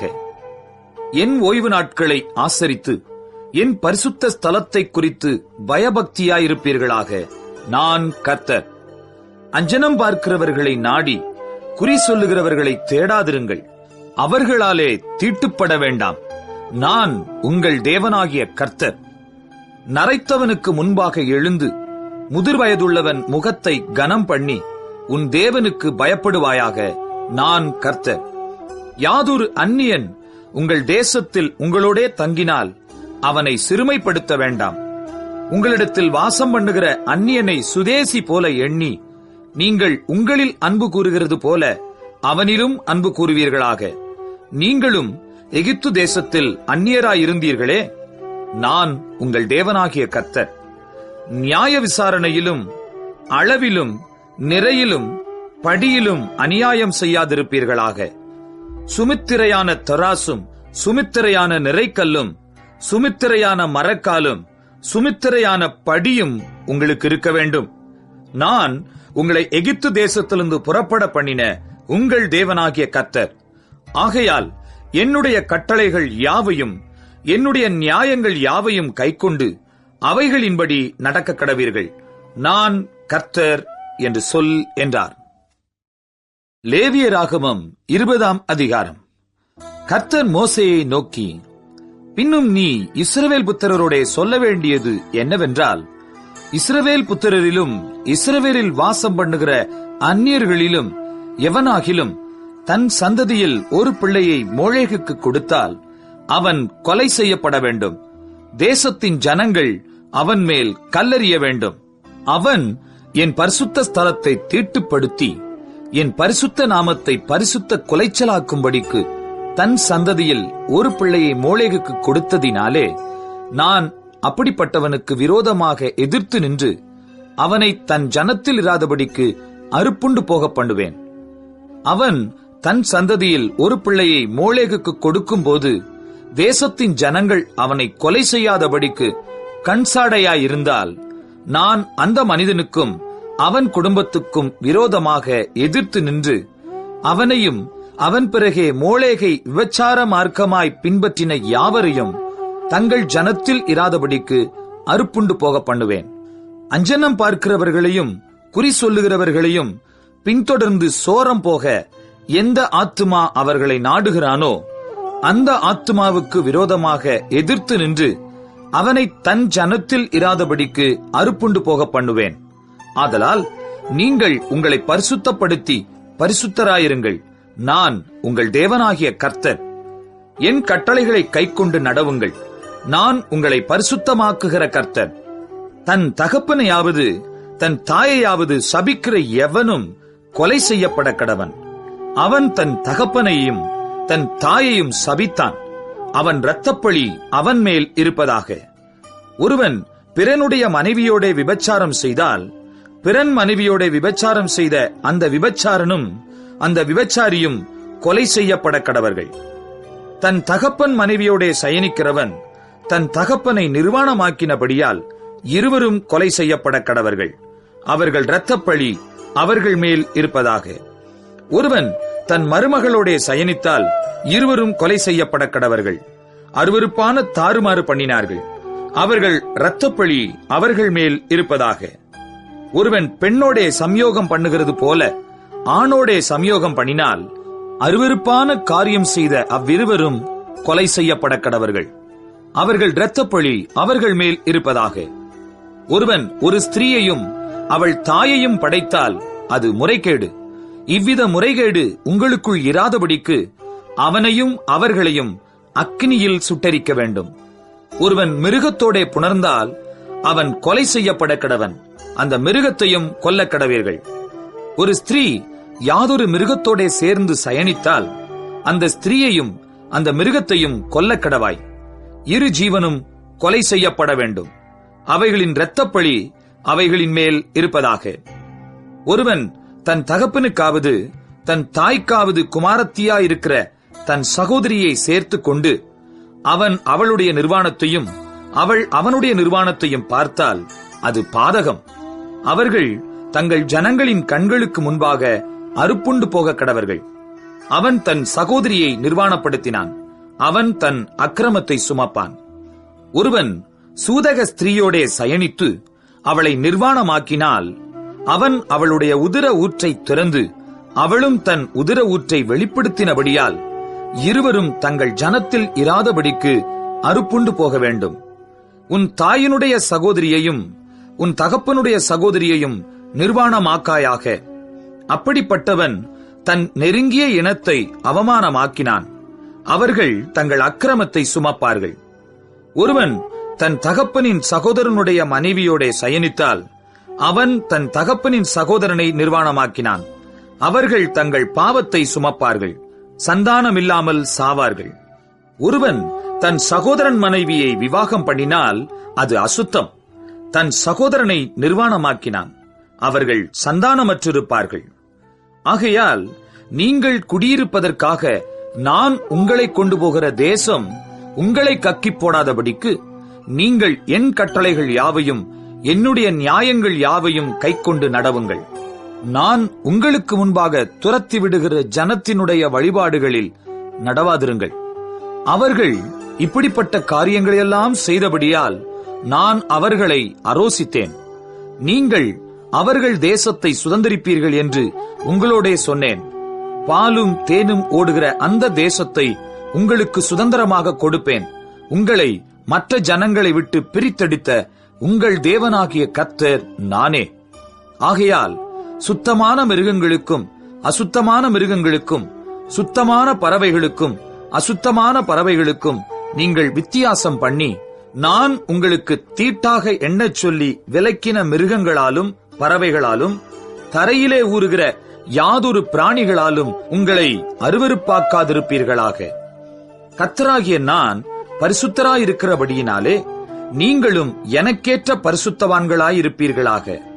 நீங்கள் என்னுடையவர்களாயிருக்கும்படிக்கு உங்களை மற்ற ஜனங்களை விட்டு பிரித்தெடுத்தேன். அஞ்சனம் பார்க்கிறவர்களும் குறி சொல்லுகிறவர்களுமாயிருக்கிற புருஷனாகிலும் ஸ்திரீயாகிலும் கொலை செய்யப்பட வேண்டும். அவர்கள் மேல் கல்லறிவார்களாக. அவர்கள் இரத்தப்பழி அவர்கள் மேல் இருக்க கடவது என்று சொல் என்றார். லேவியராகமம் 21 அதிகாரம்.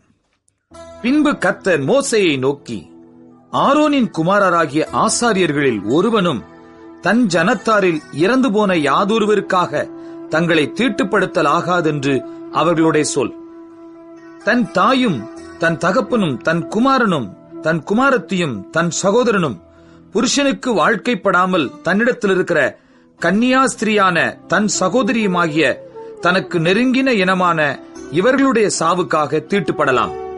தன் ஜனத்தாரில் பெரியவனாகிய அவன் வேறொருவருக்காகவும் தன்னை பரிசுத்த குலைச்சலாக்கி தீட்டுப்படுத்தலாகாது. அவர்கள் தங்கள் தலையை மொட்டையடிக்காமலும் தங்கள் தாடியின் ஓரங்களை சிரைத்து போடாமலும் தங்கள் தேகத்தை கீறிக்கொள்ளாமலும் இருப்பார்களாக. தங்கள் தேவனுடைய நாமத்தை பரிசுத்த குலைச்சல் ஆக்காமல் அவருக்கேற்ற பரிசுத்தராய் இருப்பீர்களாக. அவர்கள் கர்த்தரின் தகன பலிகளையும் தங்கள் தேவனுடைய அப்பத்தையும் செலுத்துகிறவர்களாதலால் பரிசுத்தராயிருக்க வேண்டும். அவர்கள் தங்கள் தேவனுக்கு பரிசுத்தமானவர்கள். ஆகையால் வேசியையாகிலும் கற்பு குலைந்தவளையாகிலும் விவாகம் பண்ணார்களாக. தன் புருஷனாலே தள்ளப்பட்ட ஸ்திரீயையும் விவாகம் பண்ணார்களாக. அவன் தேவனுடைய அப்பத்தை செலுத்துகிறபடியால் நீ அவனை பரிசுத்தப்படுத்த வேண்டும். உங்களை பரிசுத்தமாக்குகிற கர்த்தராகிய நான் பரிசுத்தராயிருக்கிறபடியால் அவனும் உனக்கு முன்பாக பரிசுத்தனாயிருப்பானாக. ஆசாரியனுடைய குமாரத்தி வேசித்தனம் பண்ணி தன்னை பரிசுத்த குலைச்சலாக்கினால் அவள் தன் தகப்பனையும் பரிசுத்த குலைச்சலாக்குகிறாள். அவள் அக்கினியிலே சுட்டரிக்கப்பட கடவள்.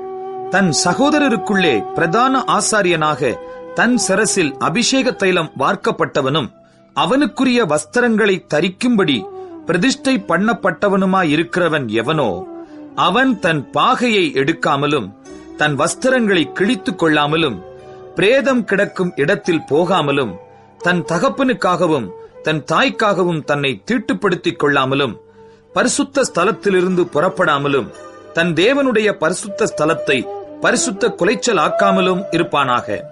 அவனுடைய தேவனின் அபிஷேக தைலம் எனும் கிரீடம் அவன் மேல் இருக்கிறதே.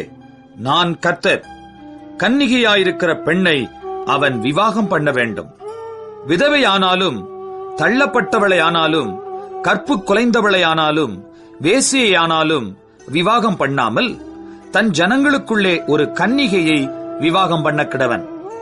அவன் தன் வித்தை தன் ஜனங்களுக்குள்ளே பரிசுத்த குலைச்சல் ஆக்காமல் இருப்பானாக. நான் அவனை பரிசுத்தமாக்குகிற கர்த்தர் என்று சொல் என்றார். பின்னும் கர்த்தர் மோசேயை நோக்கி, நீ ஆரோனோடே சொல்ல வேண்டியது என்னவென்றால், உன் சந்ததியாருக்குள்ளே அங்கவீனம் உள்ளவன் தலைமுறை தோறும் தேவனுடைய அப்பத்தை செலுத்தும்படி சேரலாகாது. அங்கவீனம் உள்ள ஒருவனும் அணுகலாகாது.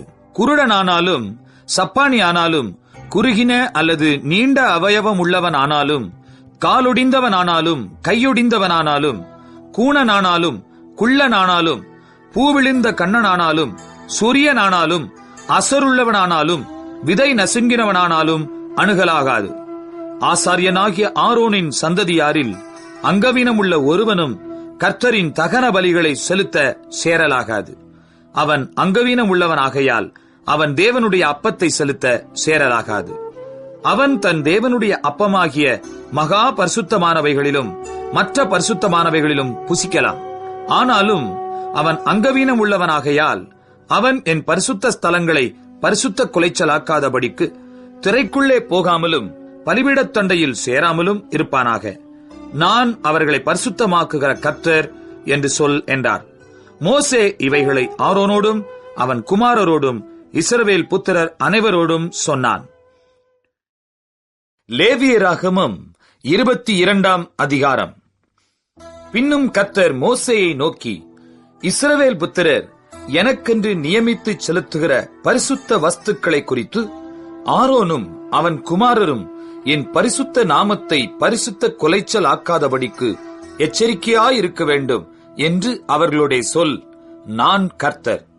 அன்றியும் நீ அவர்களை நோக்கி, உங்கள் தலைமுறைகளிலுள்ள சந்ததியாரில் எவனாகிலும் தான் தீட்டுப்பட்டிருக்கும் போது இஸ்ரவேல் புத்திரர் கர்த்தருக்கு நியமித்து செலுத்துகிற பரிசுத்தமானவைகள் அண்டையில் சேர்ந்தால் அந்த ஆத்துமா என் சந்நிதியில் இராதபடிக்கு அறுப்புண்டு போவான் என்று சொல். நான் கர்த்தர். ஆரோனின் சந்ததியாரில் எவன் குஷ்டரோகியோ, எவன் பிரமியமுள்ளவனோ அவன் சுத்தமாக மட்டும் பரிசுத்தமானவைகளில் புசிக்கலாகாது. பிணத்தினாலே தீட்டானவைகளில் எதையாகிலும் தொட்டவனும், இந்திரியங்கழிந்தவனும், தீட்டுப்படுத்துகிற யாதொரு ஊரும் பிராணியாகிலும், தீட்டுள்ள மனிதனையாகிலும் தொட்டவனும் சாயங்காலம் மட்டும் தீட்டுப்பட்டிருப்பான். அவன் ஜலத்தில் ஸ்நானம் பண்ணும் வரைக்கும் பரிசுத்தமானவைகளில் புசிக்கலாகாது. சூரியன் அஸ்தமித்த பின்பு சுத்தமாயிருப்பான். அதன் பின்பு அவன் பரிசுத்தமானவைகளில் புசிக்கலாம். அது அவனுடைய ஆகாரம். தானாய் செத்ததையும் பீருண்டதையும் அவன் புசிக்கிறதினாலே தன்னை தீட்டுப்படுத்தலாகாது. நான் கர்த்தர். ஆகையால் பரிசுத்தமானதை அவர்கள் பரிசுத்த குலைச்சலாக்குகிறதினாலே பாவம் சுமந்து அதிநிமித்தம் சாகாதபடிக்கு என் கட்டளையை காக்க கடவர்கள். நான் அவர்களை பரிசுத்தமாக்குகிற கர்த்தர். அந்நியன் ஒருவனும் பரிசுத்தமானவைகளில் புசிக்கலாகாது. ஆசாரியன் வீட்டில் தங்கியிருக்கிறவனும் கூலி வேலை செய்கிறவனும் பரிசுத்தமானதில் புசிக்கலாகாது. ஆசாரியனால் பணத்துக்கு கொள்ளப்பட்டவனும் அவன் வீட்டிலே பிறந்தவனும் அவனுடைய ஆகாரத்தில் புசிக்கலாம். ஆசாரியனுடைய குமாரத்தி அந்நியனுக்கு வாழ்க்கைப்பட்டால் அவள் பரிசுத்தமானவைகளின் படைப்பிலே புசிக்கலாகாது. விதவையாய் போன அல்லது தள்ளப்பட்டவளான ஆசாரியனுடைய குமாரத்தி பிள்ளையில்லாதிருந்து தன் தகப்பன் வீட்டில் தன்னுடைய இளவயதில் இருந்தது போல திரும்ப வந்து இருந்தாளே ஆகில் அவள் தன் தகப்பன் ஆகாரத்தில் புசிக்கலாம். அந்நியனாகிய ஒருவனும் அதில் புசிக்கலாகாது. ஒருவன் அறியாமல் பரிசுத்தமானதில் புசித்ததுண்டானால் அவன் அதிலே 1/5 அதிகமாய் கூட்டி பரிசுத்தமானவைகளோடும் கூட ஆசாரியனுக்கு கொடுக்க கடவன். அவர்கள் கர்த்தருக்கு படைக்கிற இஸ்ரவேல் புத்திரருடைய பரிசுத்தமானவைகளை பரிசுத்த குலைச்சல் ஆக்காமலும் அவைகளை புசிக்கிறதினால் அவர்கள் மேல் குற்றமான அக்கிரமத்தை சுமர பண்ணாமலும் இருப்பார்களாக. நான் அவர்களை பரிசுத்தமாக்குகிற கர்த்தர் என்று சொல் என்றார். பின்னும் கர்த்தர் மோசேயை நோக்கி, நீ ஆரோனோடும் அவன் குமாரரோடும் இஸ்ரவேல் புத்திரர் அனைவரோடும் சொல்ல வேண்டியது என்னவென்றால், இஸ்ரவேல் குடும்பத்தாரிலும் இஸ்ரவேலில் தங்குகிற அந்நியர்களிலும் தங்களுடைய பொருத்தனைகளின்படியாகிலும் உற்சாகத்தின்படியாகிலும் சர்வாங்க தகன பலிகளாக கர்த்தருக்கு தங்கள் காணிக்கையை எவர்கள் செலுத்தப் போகிறார்களோ அவர்கள் தங்கள் மனதின்படியே மாடுகளிலாகிலும் ஆடுகளிலாகிலும் வெள்ளாடுகளிலாகிலும் பழுதற்ற ஒரு ஆணை பிடித்து வந்து செலுத்துவார்களாக. பழுதுள்ள ஒன்றையும் செலுத்த வேண்டாம், அது உங்கள் நிமித்தம் அங்கீகரிக்கப்படுவதில்லை. ஒருவன் விசேஷித்த பொருத்தனையாயாவது உற்சாகமாயாவது கர்த்தருக்கு மாடுகளிலாகிலும் ஆடுகளிலாகிலும் சமாதான பலிகளை செலுத்தப் போனால் அது அங்கீகரிக்கப்படும்படி ஒரு பழுதுமில்லாமல் உத்தமமாயிருக்க வேண்டும். குருடு, நெரிசல், முடம், களலை, சொறி, புண் முதலிய பழுதுள்ளவைகளை நீங்கள் கர்த்தருக்கு செலுத்தாமலும் அவைகளாலே கர்த்தருக்கு பலிபீடத்தின் மேல் தகன பலியிடாமலும் இருப்பீர்களாக. நீண்ட அல்லது குறுகின அவயவம் உள்ள மாட்டையும் ஆட்டையும் நீ உற்சாக பலியாக இடலாம். பொருத்தனைக்காக அது அங்கீகரிக்கப்பட மாட்டாது. விதை நசுங்கினதையும் நொறுங்கினதையும் காயம்பட்டதையும் விதை அறுக்கப்பட்டதையும் நீங்கள் கர்த்தருக்கு செலுத்தாமலும் அவைகளை உங்கள் தேசத்திலே பலியிடாமலும் இருப்பீர்களாக.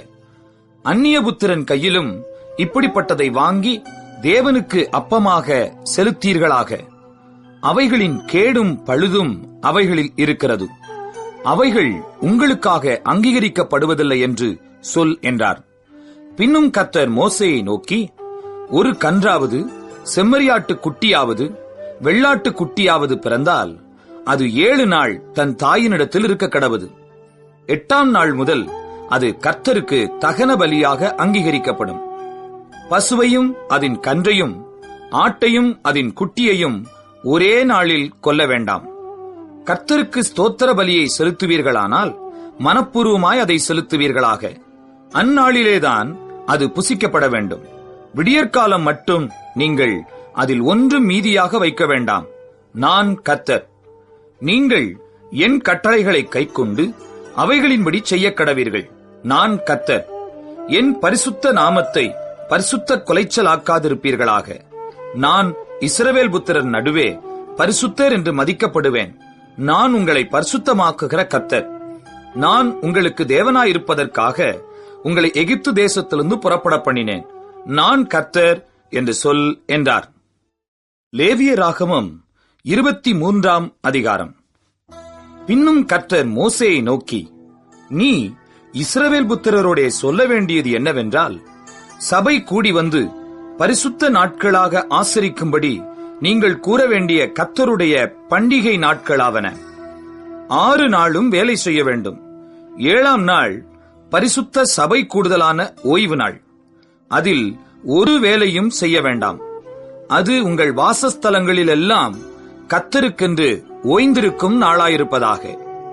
சபை கூடி வந்து பரிசுத்தமாய் ஆசரிக்கும்படி நீங்கள் குறித்த காலத்தில் கூற வேண்டிய கர்த்தரின் பண்டிகைகளாவன.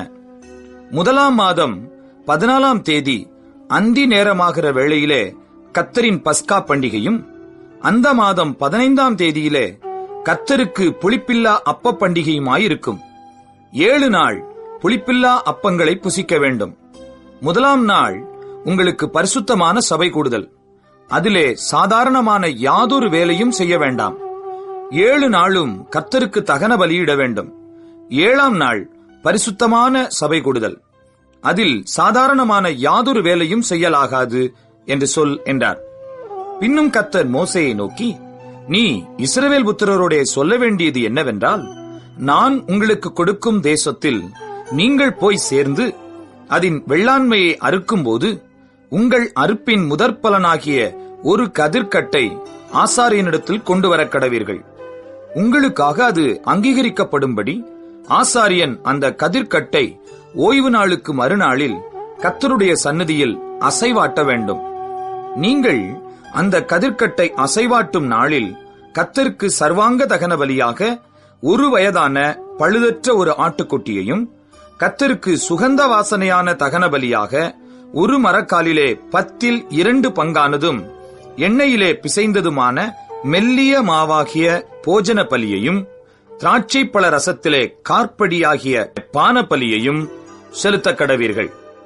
உங்கள் தேவனுக்கு காணிக்கையை நீங்கள் கொண்டு வரும் அந்நாள் மட்டும் அப்பமும் வாட்டிய கதிரும் பச்சை கதிரும் புசியீர்களாக. இது உங்கள் வாசஸ்தலங்களிலெல்லாம் உங்கள் தலைமுறை தோறும் செல்ல வேண்டிய நித்திய கட்டளை. நீங்கள் அசைவாட்டும் கதிர்க்கட்டை கொண்டு வரும் ஓய்வு நாளுக்கு மறுநாள் முதற்கொண்டு எண்ணத் துவக்கி 7 வாரங்கள் நிறைவேறின பின்பு 7ஆம் ஓய்வு நாளுக்கு மறுநாளாகிய 50ஆம் நாள் மட்டும் எண்ணி கர்த்தருக்கு புதிய போஜன பலியை செலுத்த கடவீர்கள்.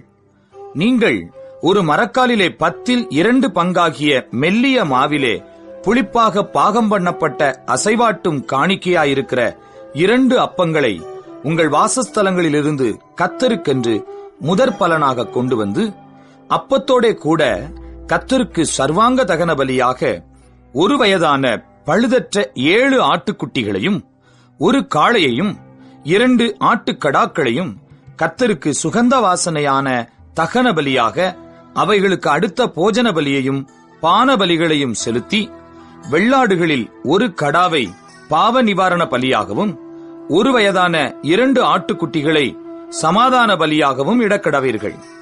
அவைகளை ஆசாரியன் முதற்பலனாகிய அப்பத்தோடும் 2 ஆட்டுக்குட்டிகளோடும் கூட கர்த்தருடைய சந்நிதியில் அசைவாட்டும் பலியாக அசைவாட்ட கடவன். கர்த்தருக்கு பரிசுத்தமாகிய அவைகள் ஆசாரியனுடையவைகளாகும். அந்த நாள் உங்களுக்கு சபை கூடும் பரிசுத்த நாள் என்று கூற வேண்டும். அதிலே சாதாரணமான யாதொரு வேலையும் செய்யலாகாது. இது உங்கள் வாசஸ்தலங்களில் எல்லாம் உங்கள் தலைமுறை தோறும் செல்ல வேண்டிய நித்திய கட்டளை. உங்கள் தேசத்தின் வெள்ளாண்மையை நீங்கள் அறுக்கையில் வயலின் ஓரத்தில் இருக்கிறதை முற்றிலும் அறுக்காமலும் சிந்திக் கிடக்கிற கதிர்களை பொறுக்காமலும் எளியவனுக்கும் பரதேசிக்கும் அவைகளை விட்டுவிட வேண்டும். நான் உங்கள் தேவனாகிய கர்த்தர் என்று சொல் என்றார். பின்னும் கர்த்தர் மோசேயை நோக்கி, நீ இஸ்ரவேல் புத்திரரோடே சொல்ல வேண்டியது என்னவென்றால், உங்களுக்கு 7ஆம் மாதம் 1ஆம் தேதி எக்கால சத்தத்தால் ஞாபக குறியாக கொண்டாடுகிற பண்டிகை என்கிற சபை கூடும் பரிசுத்த ஓய்வு நாளாயிருப்பதாக. அதிலே சாதாரணமான யாதொரு வேலையும் செய்யாமல் கர்த்தருக்கு தகன பலி செலுத்த வேண்டும் என்று சொல் என்றார்.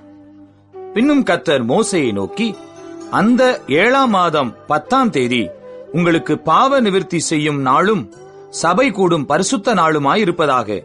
அப்பொழுது நீங்கள் உங்கள் ஆத்துமாக்களை தாழ்மைப்படுத்தி கர்த்தருக்கு தகன பலி செலுத்த கடவீர்கள். அந்த நாள் உங்கள் தேவனாகிய கர்த்தருடைய சந்நிதியில் உங்களுக்காக பாவ நிவிர்த்தி செய்யப்படும் பாவ நிவாரண நாளாயிருக்கிறபடியால் அதிலே யாதொரு வேலையும் செய்ய வேண்டாம். அந்நாளிலே தன்னை தாழ்மைப்படுத்தாத எந்த ஆத்துமாவும் தன் ஜனத்தில் இராதபடிக்கு அறுப்புண்டு போவான். அந்நாளிலே ஒரு ஆத்துமா யாதொரு வேலையை செய்தால் அந்த ஆத்துமாவை அவன் ஜனத்தின் நடுவிலே வைக்காமல் அழிப்பேன். அதில் நீங்கள் எந்த வேலையும் செய்யாதிருப்பது உங்கள் வாசஸ்தலங்களிலெல்லாம் உங்கள் தலைமுறை தோறும் செல்ல வேண்டிய நித்திய கட்டளை. அது உங்களுக்கு விசேஷித்த ஓய்வு நாள். அதில் உங்கள் ஆத்துமாக்களை தாழ்மைப்படுத்த வேண்டும். அந்த மாதத்தின் 9ஆம் தேதி சாயங்காலம் துவக்கி மறுநாள் சாயங்காலம் மட்டும் உங்கள் ஓய்வை ஆசரிக்க கடவீர்கள் என்றார்.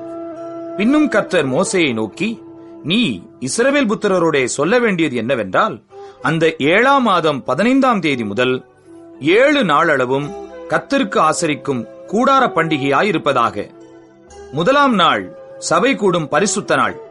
அதிலே சாதாரணமான யாதொரு வேலையும் செய்யலாகாது. 7 நாளும் கர்த்தருக்கு தகன பலி செலுத்த கடவீர்கள். 8ஆம் நாள் உங்களுக்கு சபை கூடும் பரிசுத்த நாள். அதிலே கர்த்தருக்கு தகன பலி செலுத்த கடவீர்கள். அது ஆசரிக்கப்படும் நாள். அதிலே சாதாரணமான யாதொரு வேலையும் செய்ய வேண்டாம். நீங்கள் கர்த்தருடைய ஓய்வு நாட்களில் செலுத்துவதும் தவிர, நீங்கள் கர்த்தருக்கு படைக்கிற உங்கள் எல்லா காணிக்கைகளும் பொருத்தனைகளும் உற்சாக பலிகளும் தவிர, நீங்கள் அந்தந்த நாளுக்கு தக்கதாய் கர்த்தருக்கு சர்வாங்க தகன பலி, போஜன பலி, இரத்த பலி, பானபலி முதலானவைகளை செலுத்தும்படி சபை கூடி வந்து பரிசுத்தமாய் ஆசரிப்பதற்காக நீங்கள் கூற வேண்டிய கர்த்தருடைய பண்டிகைகள் இவைகளே. நிலத்தின் பலனை நீங்கள் சேர்த்து வைக்கும் 7ஆம் மாதம் 15ஆம் தேதி முதல் கர்த்தருக்கு பண்டிகையை 7 நாள் ஆசரிக்க கடவீர்கள். 1ஆம் நாளிலும் ஓய்வு, 8ஆம் நாளிலும் ஓய்வு. முதல் நாளிலே அலங்காரமான விருட்சங்களின் கனிகளையும் பேரீச்சின் ஓலைகளையும் தழைத்திருக்கிற விருட்சங்களின் கிளைகளையும் ஆற்றலரிகளையும் கொண்டு வந்து உங்கள் தேவனாகிய கர்த்தருடைய சந்நிதியில் 7 நாளும் மகிழ்ச்சியாயிருங்கள். வருஷந்தோறும் 7 நாள் கர்த்தருக்கு இந்த பண்டிகையை ஆசரிக்க கடவீர்கள். இது உங்கள் தலைமுறைதோறும் செல்ல வேண்டிய நித்திய கட்டளை. 7ஆம் மாதத்தில் அதை ஆசரிக்க வேண்டும். நான் இஸ்ரவேல் புத்திரரை எகிப்து தேசத்திலிருந்து புறப்பட பண்ணின போது அவர்களை கூடாரங்களில் குடியிருக்க பண்ணினதை உங்கள் சந்ததியார் அறியும்படிக்கு 7 நாள் கூடாரங்களில் குடியிருக்க கடவீர்கள். இஸ்ரவேலில் பிறந்தவர்கள் எல்லாரும் கூடாரங்களில் வாசம் பண்ண வேண்டும். நான் உங்கள் தேவனாகிய கர்த்தர் என்று சொல் என்றார். அப்படியே மோசே கர்த்தருடைய பண்டிகைகளை இஸ்ரவேல் புத்திரருக்கு தெரிவித்தான். லேவியராகமம் 24ஆம் அதிகாரம். பின்னும் கர்த்தர் மோசேயை நோக்கி, குத்துவிளக்கு எப்பொழுதும் எரிந்து கொண்டிருக்கும்படி அதற்காக இடித்து பிழிந்த தெளிவான ஒலிவ எண்ணெயை இஸ்ரவேல் புத்திரர் உன்னிடத்தில் கொண்டு வரும்படி அவர்களுக்கு கட்டளையிடு. ஆசரிப்பு கூடாரத்தில் சாட்சி சந்நிதியின் திரைக்கு வெளிப்புறமாக ஆரோன் அதை எப்பொழுதும் சாயங்காலம் தொடங்கி விடியற்காலம் மட்டும் கர்த்தருடைய சந்நிதியில் எரியும்படி ஏற்ற கடவன். இது உங்கள் தலைமுறைதோறும் செல்ல வேண்டிய நித்திய கட்டளை. அவன் எப்பொழுதும் கர்த்தருடைய சந்நிதியில் பரிசுத்தமான குத்துவிளக்கின் மேல் இருக்கிற விளக்குகளை எரிய வைக்க கடவன். அன்றியும் நீ மெல்லிய மாவை எடுத்து அதை 12 அப்பங்களாக சுடுவாயாக. ஒவ்வொரு அப்பம் மரக்காலிலே 10 பங்கு மாவினால் செய்யப்பட வேண்டும். அவைகளை நீ கர்த்தருடைய சந்நிதியில் பரிசுத்தமான மேஜையின் மேல் 2 அடுக்காக ஒவ்வொரு அடுக்கில் அவ்வாறு அப்பம் இருக்கும்படியாக வைத்து ஒவ்வொரு அடுக்கினிடத்தில் சுத்தமான தூபவர்க்கம் போடக்கடவாய். அது அப்பத்தோடு இருந்து ஞாபக குறியாக கர்த்தருக்கேற்ற தகன பலியாயிருக்கும். அப்பத்தை நித்திய உடன்படிக்கையாக இஸ்ரவேல் புத்திரர் கையிலே வாங்கி ஓய்வு நாள் தோறும் கர்த்தருடைய சந்நிதியில் அடுக்கி வைக்க கடவன். அது ஆரோனையும் அவன் குமாரரையும் சேரும். அதை பரிசுத்த இடத்திலே புசிக்க கடவர்கள். நித்திய கட்டளையாக கர்த்தருக்கு இடப்படும் தகன பலிகளில் அது அவனுக்கு மகா பரிசுத்தமாயிருக்கும் என்றார்.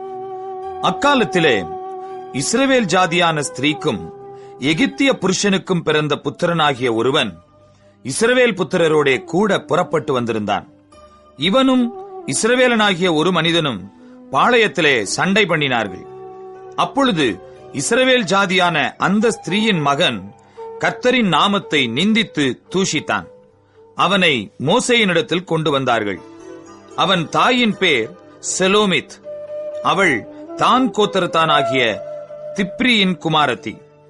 கர்த்தரின் வாக்கினாலே தங்களுக்கு உத்தரவு வருமட்டும் அவனை காவல்படுத்தினார்கள்.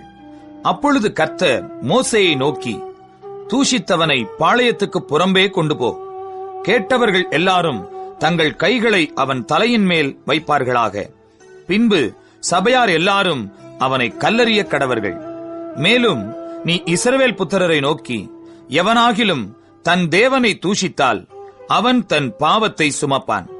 கர்த்தருடைய நாமத்தை நிந்திக்கிறவன் கொலை செய்யப்பட வேண்டும். சபையார் எல்லாரும் அவனை கல்லெறிய வேண்டும்.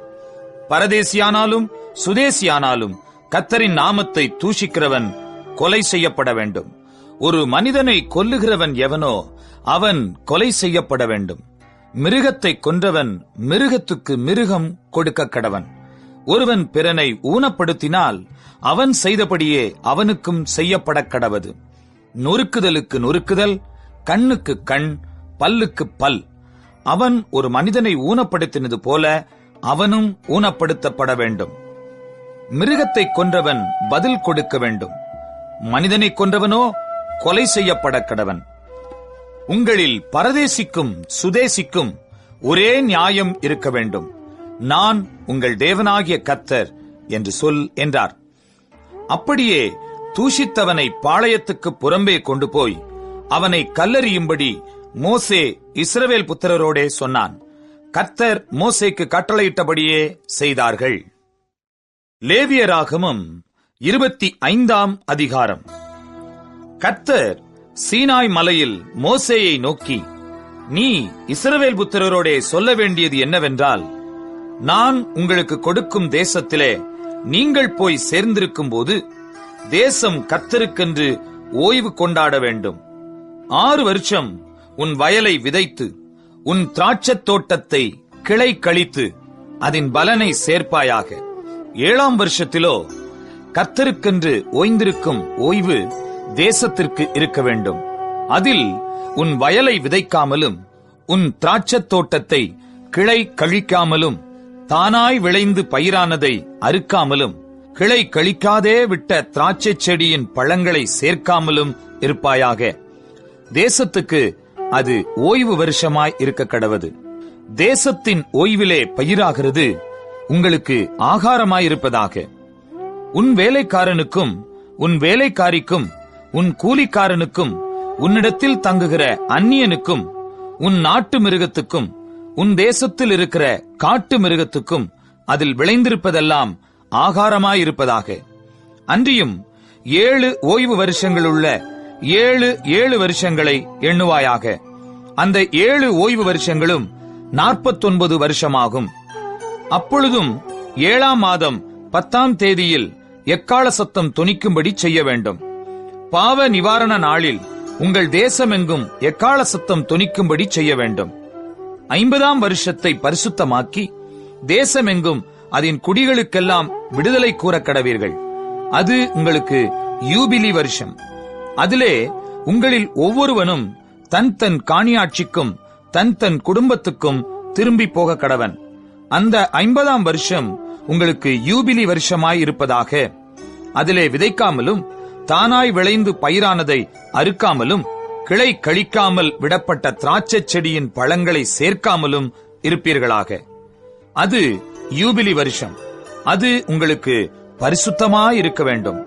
அந்த வருஷத்தில் வயல்வெளியில் விளைந்தவைகளை நீங்கள் புசிக்க வேண்டும். அந்த யூபிலி வருஷத்தில் உங்களில் அவனவன் தன் தன் காணியாட்சிக்கு திரும்பி போக கடவன். ஆகையால் பிறனுக்கு எதையாவது விற்றாலும் அவனிடத்தில் எதையாவது கொண்டாலும் ஒருவருக்கொருவர் அநியாயம் செய்யக்கூடாது. யூபிலி வருஷத்துக்கு பின்வரும் வருஷங்களின் தொகைக்கேற்க பிறனிடத்தில் கொள்ளுவாயாக. பலனுள்ள வருஷங்களின் தொகைக்கேற்க அவன் உனக்கு விற்பானாக. பலனுள்ள வருஷங்களின் இலக்கத்தை பார்த்து அவன் உனக்கு விற்கிறபடியால் வருஷங்களின் தொகை ஏறினால் விலை ஏறவும் வருஷங்களின் தொகை குறைந்தால் விலை குறையவும் வேண்டும். உங்களில் ஒருவனும் பிறனுக்கு அநியாயம் செய்யக்கூடாது. உன் தேவனுக்கு பயப்பட வேண்டும். நான் உங்கள் தேவனாகிய கர்த்தர். என் கட்டளைகளின்படி செய்து என் நியாயங்களை கைக்கொண்டு அவைகளின்படி நடக்க கடவீர்கள். அப்பொழுது தேசத்திலே சுகமாய் குடியிருப்பீர்கள். பூமி தன் கனியை தரும். நீங்கள் திருப்தியாக சாப்பிட்டு அதில் சுகமாய் குடியிருப்பீர்கள். 7ஆம் வருஷத்தில் எதை புசிப்போம்? நாங்கள் விதைக்காமலும் விளைந்ததை சேர்க்காமலும் இருக்க வேண்டுமே என்று சொல்வீர்களானால், நான் 6ஆம் வருஷத்தில் உங்களுக்கு ஆசீர்வாதத்தை அனுக்கிரகம் பண்ணுவேன். அது உங்களுக்கு 3 வருஷத்தின் பலனை தரும். நீங்கள் 8ஆம் வருஷத்திலே விதைத்து 9ஆம் வருஷம் மட்டும் பழைய பலனிலே சாப்பிடுவீர்கள். அதின் பலன் விளையும் வரைக்கும் பழைய பலனை சாப்பிடுவீர்கள். தேசம் என்னுடையதா இருக்கிறபடியால் நீங்கள் நிலங்களை அறுதியாய் விற்க வேண்டாம். நீங்கள் பரதேசிகளும் என்னிடத்தில் புறக்குடிகளுமாயிருக்கிறீர்கள். உங்கள் காணியாட்சியான தேசமெங்கும் நிலங்களை மீட்டுக் கொள்ள இடம் கொடுக்க கடவீர்கள். உங்கள் சகோதரன் தரித்திரப்பட்டு தன் காணியாட்சியிலே சிலதை விற்றால் அவன் இனத்தான் ஒருவன் வந்து தன் சகோதரன் விற்றதை மீட்க கடவன். அதை மீட்க ஒருவனும் இல்லாமல் தானே அதை மீட்க தக்கவன் ஆனால் அதை விற்ற பின் சென்ற வருஷங்களின் தொகையை தள்ளி மீந்த தொகையை ஏற்றி கொண்டவனுக்கு கொடுத்து அவன் தன் காணியாட்சிக்கு திரும்பி போக கடவன். அப்படி கொடுப்பதற்கான நிர்வாகம் அவனுக்கு இல்லாவிட்டால் அவன் விற்றது வாங்கினவன் கையிலே யூபிலி வருஷம் மட்டும் இருந்து யூபிலி வருஷத்திலே அது விடுதலையாகும். அப்பொழுது அவன் தன் காணியாட்சிக்கு திரும்ப போவான். ஒருவன் மதில் சூழ்ந்த பட்டணத்திலுள்ள தன் வாசஸ்தலமாகிய வீட்டை விற்றால் அதை விற்ற 1 வருஷத்துக்குள் அதை மீட்டுக் கொள்ளலாம். 1 வருஷத்துக்குள்ளாகவே அதை மீட்டுக் கொள்ள வேண்டும். 1 வருஷத்துக்குள்ளே அதை மீட்டுக் கொள்ளாதிருந்தால் மதில் சூழ்ந்த பட்டணத்திலுள்ள அந்த வீடு தலைமுறை தோறும் அதை வாங்கினவனுக்கே உரியதாகும். யூபிலி வருஷத்திலும் அது விடுதலையாகாது. மதில் சூழப்படாத கிராமங்களில் உள்ள வீடுகளோ தேசத்தின் நிலங்கள் போலவே எண்ணப்படும். அவைகள் மீட்கப்படலாம். யூபிலி வருஷத்தில் அவைகள் விடுதலையாகும். லேவியரின் காணியாட்சியாகிய பட்டணங்களில் உள்ள வீடுகளையோ லேவியர் எக்காலத்திலும் மீட்டுக் கொள்ளலாம். இஸ்ரவேல் புத்திரருக்குள்ளே லேவியருடைய பட்டணங்களில் உள்ள வீடுகள் அவர்களுக்குரிய காணியாட்சிகள் ஆனபடியால் லேவியரிடத்தில் அவனுடைய காணியாட்சி பட்டணத்தில் உள்ள வீட்டை ஒருவன் வாங்கினால் விற்கப்பட்ட அந்த வீடு யூபிலி வருஷத்தில் விடுதலையாகும். அவர்கள் பட்டணங்களை சூழ்ந்த வெளிநிலம் விற்கப்படலாகாது. அது அவர்களுக்கு நித்திய காணியாட்சியாயிருக்கும். உன் சகோதரன் தரித்திரப்பட்டு கையழைத்து போனவனானால் அவனை ஆதரிக்க வேண்டும். பரதேசியைப் போலும் தங்க வந்தவனைப் போலும் அவன் உன்னோடே பிழைப்பானாக. நீ அவன் கையில் வட்டியாவது பொலிசையாவது வாங்காமல் உன் தேவனுக்கு பயந்து உன் சகோதரன் உன்னோடே பிழைக்கும்படி செய்வாயாக. அவனுக்கு உன் பணத்தை வட்டிக்கும் உன் தானியத்தை பொலிசைக்கும் கொடாயாக. உங்களுக்கு கானான் தேசத்தை கொடுத்து உங்களுக்கு தேவனாயிருக்கும்படி உங்களை எகிப்து தேசத்திலிருந்து புறப்பட பண்ணின உங்கள் தேவனாகிய கர்த்தர் நானே. உன் சகோதரன் தரித்திரனாகி உனக்கு விலைப்பட்டு போனால் அவனை அடிமையைப் போல ஊழியஞ்செய்ய நெருக்க வேண்டாம். அவன் கூலிக்காரனைப் போலவும் தங்க வந்தவனைப் போலவும் உன்னோடே இருந்து யூபிலி வருஷம் மட்டும் உன்னிடத்தில் சேவிக்க கடவன். பின்பு தன் பிள்ளைகளோடும் கூட உன்னை விட்டு நீங்களாகி தன் குடும்பத்தாரிடத்துக்கும் தன் பிதாக்களின் காணியாட்சிக்கும் திரும்பி போக கடவன். அவர்கள் நான் எகிப்து தேசத்திலிருந்து புறப்பட பண்ணின என்னுடைய ஊழியக்காரர் ஆகையால் அவர்கள் அடிமைகளாக விற்கப்படலாகாது. நீ அவனை கொடூரமாய் ஆளாமல் உன் தேவனுக்கு பயந்திரு. உனக்கு இருக்கும் ஆண் அடிமையும் பெண் அடிமையும் சுற்றிலும் இருக்கிற புறஜாதிகளாயிருக்க வேண்டும். அவர்களில் நீ ஆண் அடிமையையும் பெண் அடிமையையும் விலைக்கு வாங்கலாம். உங்களிடத்திலே பரதேசிகளாய் தங்குகிற அந்நிய புத்திரரிலும் உங்கள் தேசத்தில் உங்களிடத்திலே பிறந்திருக்கிற அவர்களுடைய குடும்பத்தாரிலும் நீங்கள் உங்களுக்கு அடிமைகளை கொண்டு அவர்களை உங்களுக்கு சுதந்திரமாக்கலாம். அவர்களை உங்களுக்கு பின்வரும் உங்கள் சந்ததியாரும் சுதந்திரிக்கும்படி நீங்கள் அவர்களை சுதந்திரமாக்கிக் கொள்ளலாம். என்றைக்கும் அவர்கள் உங்களுக்கு அடிமைகளாயிருக்கலாம். உங்கள் சகோதரராகிய இஸ்ரவேல் புத்திரரோ ஒருவரை ஒருவர் கொடூரமாக ஆளக்கூடாது. உன்னிடத்தில் இருக்கிற பரதேசியும் அந்நியனும் செல்வனாயிருக்க அவனிடத்தில் இருக்கிற உன் சகோதரன் தரித்திரப்பட்டு அந்த பரதேசிக்காவது அந்நியனுக்காவது பரதேசியின் குடும்பத்தாரில் எவனுக்காவது அவன் விலைப்பட்டு போனால் அவன் விலைப்பட்டு போன பின் திரும்ப மீட்கப்படலாம். அவன் சகோதரரில் ஒருவன் அவனை மீட்கலாம். அவனுடைய பிதாவின் சகோதரனாவது அந்த சகோதரனுடைய புத்திரனாவது அவன் குடும்பத்திலுள்ள அவனைச் சேர்ந்த இனத்தாரில் எவனாவது அவனை மீட்கலாம். தன்னால் கூடுமானால் தன்னை தானே மீட்டுக் கொள்ளலாம். அவன் தான் விலைப்பட்ட வருஷம் தொடங்கி யூபிலி வருஷம் வரைக்கும் உண்டான காலத்தை தன்னை விலைக்குக் கொண்டவனுடன் கணக்கு பார்க்க கடவன்.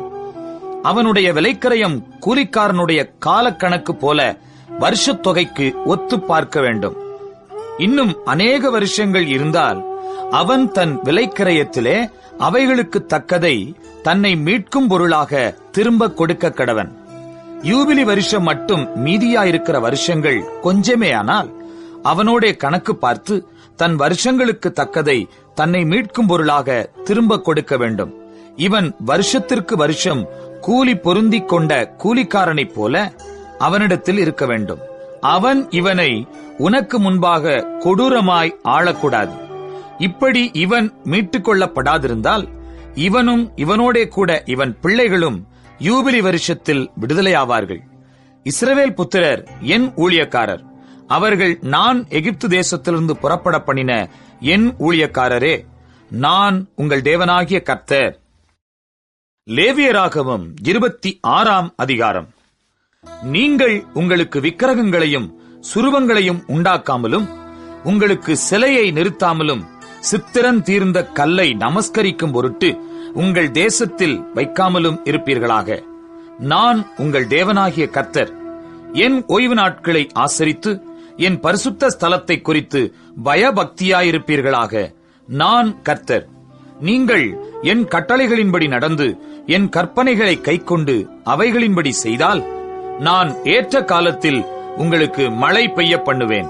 பூமி தன் பலனையும் வெளியிலுள்ள மரங்கள் தங்கள் கனியையும் கொடுக்கும். திராட்சப்பழம் பறிக்கும் காலம் வரைக்கும் போரடிப்பு காலம் இருக்கும். விதைப்பு காலம் வரைக்கும் திராட்சப்பழம் பறிக்கும் காலம் இருக்கும். நீங்கள் உங்கள் அப்பத்தை திருப்தியாக சாப்பிட்டு உங்கள் தேசத்தில் சுகமாய் குடியிருப்பீர்கள். தேசத்தில் சமாதானம் கட்டளையிடுவேன். தத்தளிக்க பண்ணுவார் இல்லாமல் படுத்துக் கொள்வீர்கள். துஷ்ட மிருகங்களை தேசத்தில் இராதபடிக்கு ஒழிய பண்ணுவேன். பட்டயம் உங்கள் தேசத்தில் உலாவுவதில்லை. உங்கள் சத்துருக்களை துரத்துவீர்கள். அவர்கள் உங்கள் முன்பாக பட்டயத்தால் விழுவார்கள்.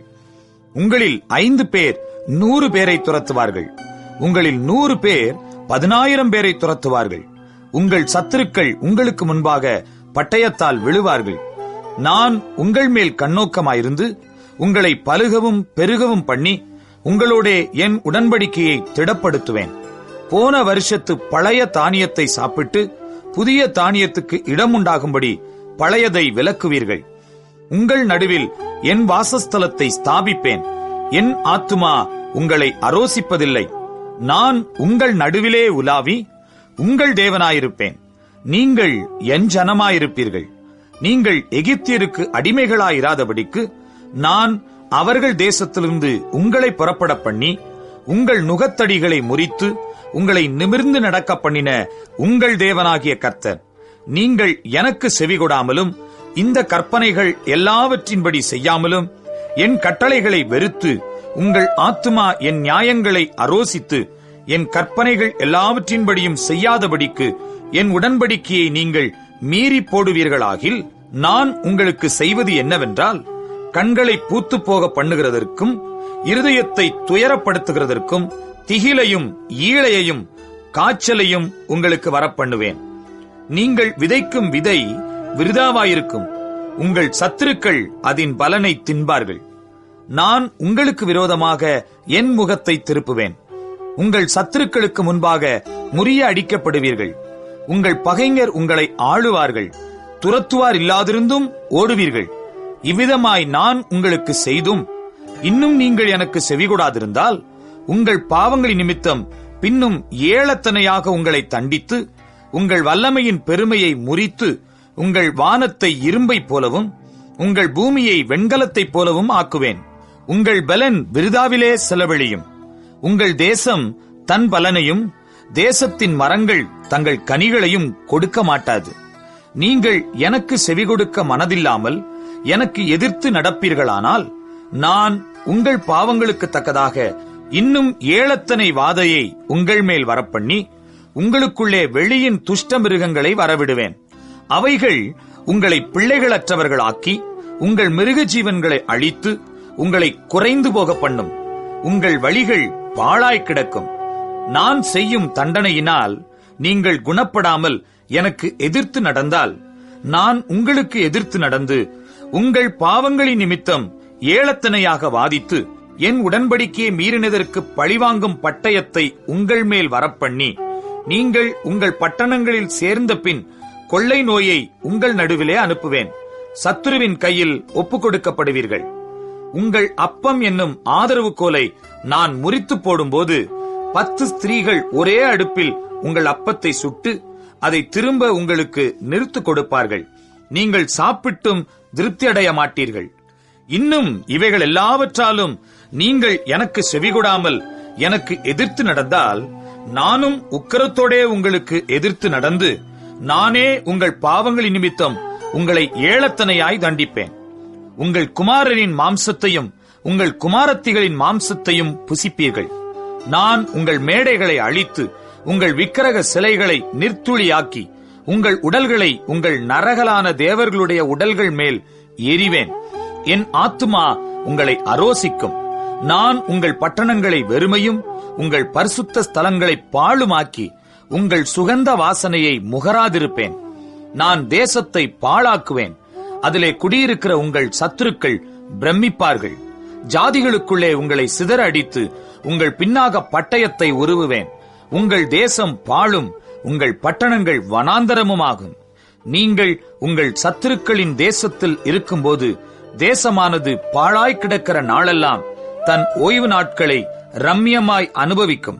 அப்பொழுது தேசம் ஓய்வடைந்து தன் ஓய்வு நாட்களை ரம்மியமாய் அனுபவிக்கும்.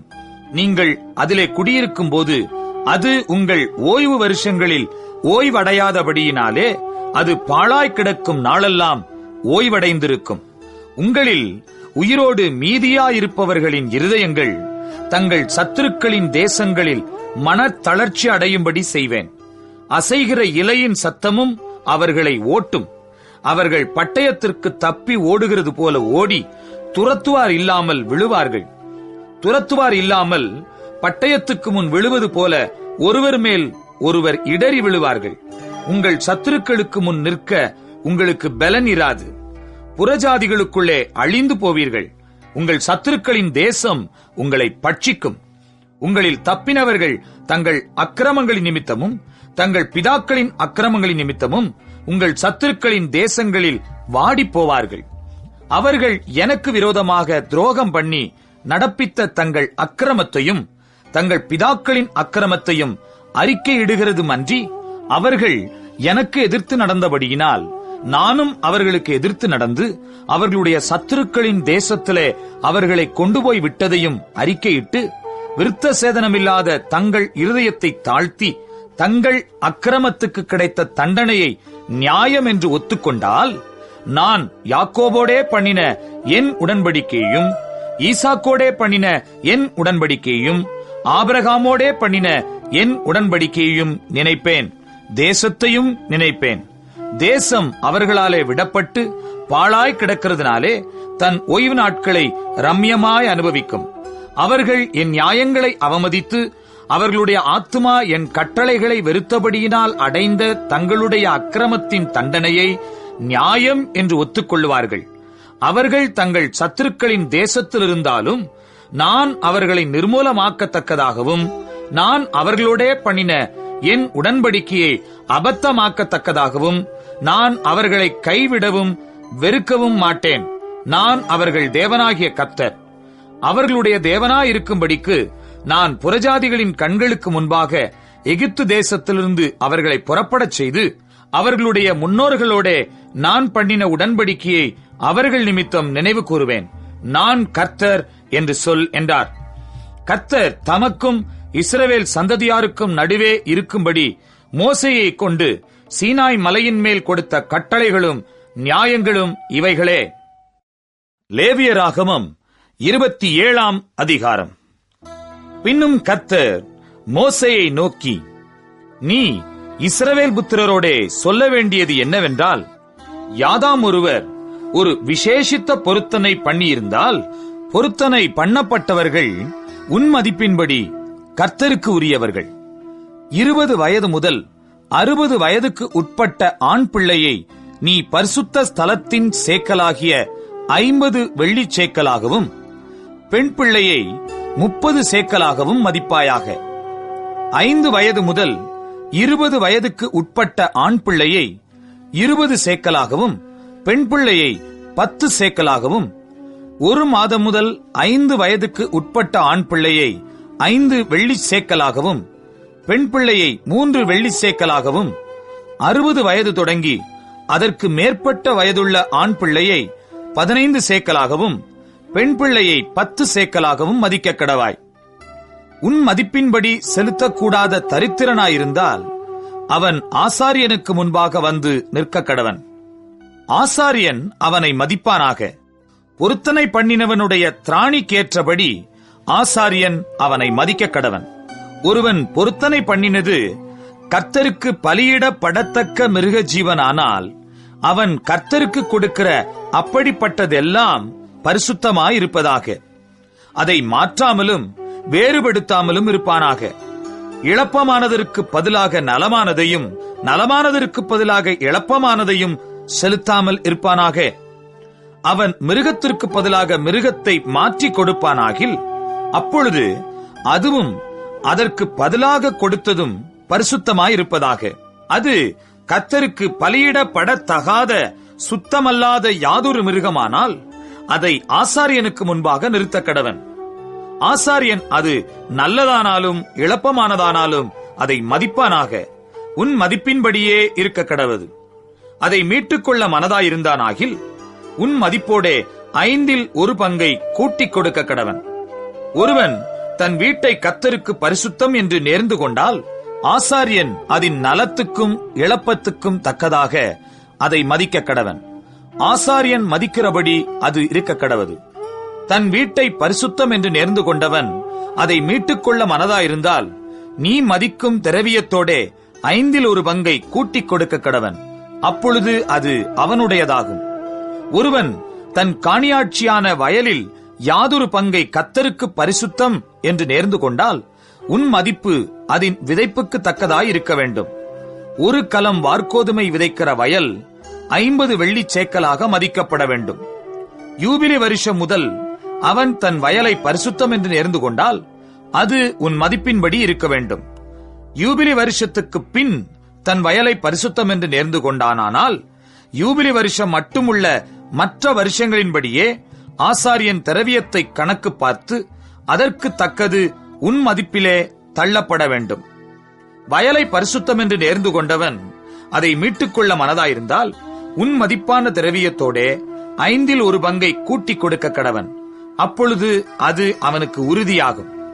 அவன் வயலை மீட்டுக் கொள்ளாமல் வயலை வேறொருவனுக்கு விற்று போட்டால் அது திரும்ப மீட்கப்படாமல் யூபிலி வருஷத்தில் மீட்கப்படும் போது சாபத்தீடான வயலாக கர்த்தருக்கென்று நியமிக்கப்பட்டதாயிருக்க கடவது. அது ஆசாரியனுக்கு காணியாட்சியாகும்.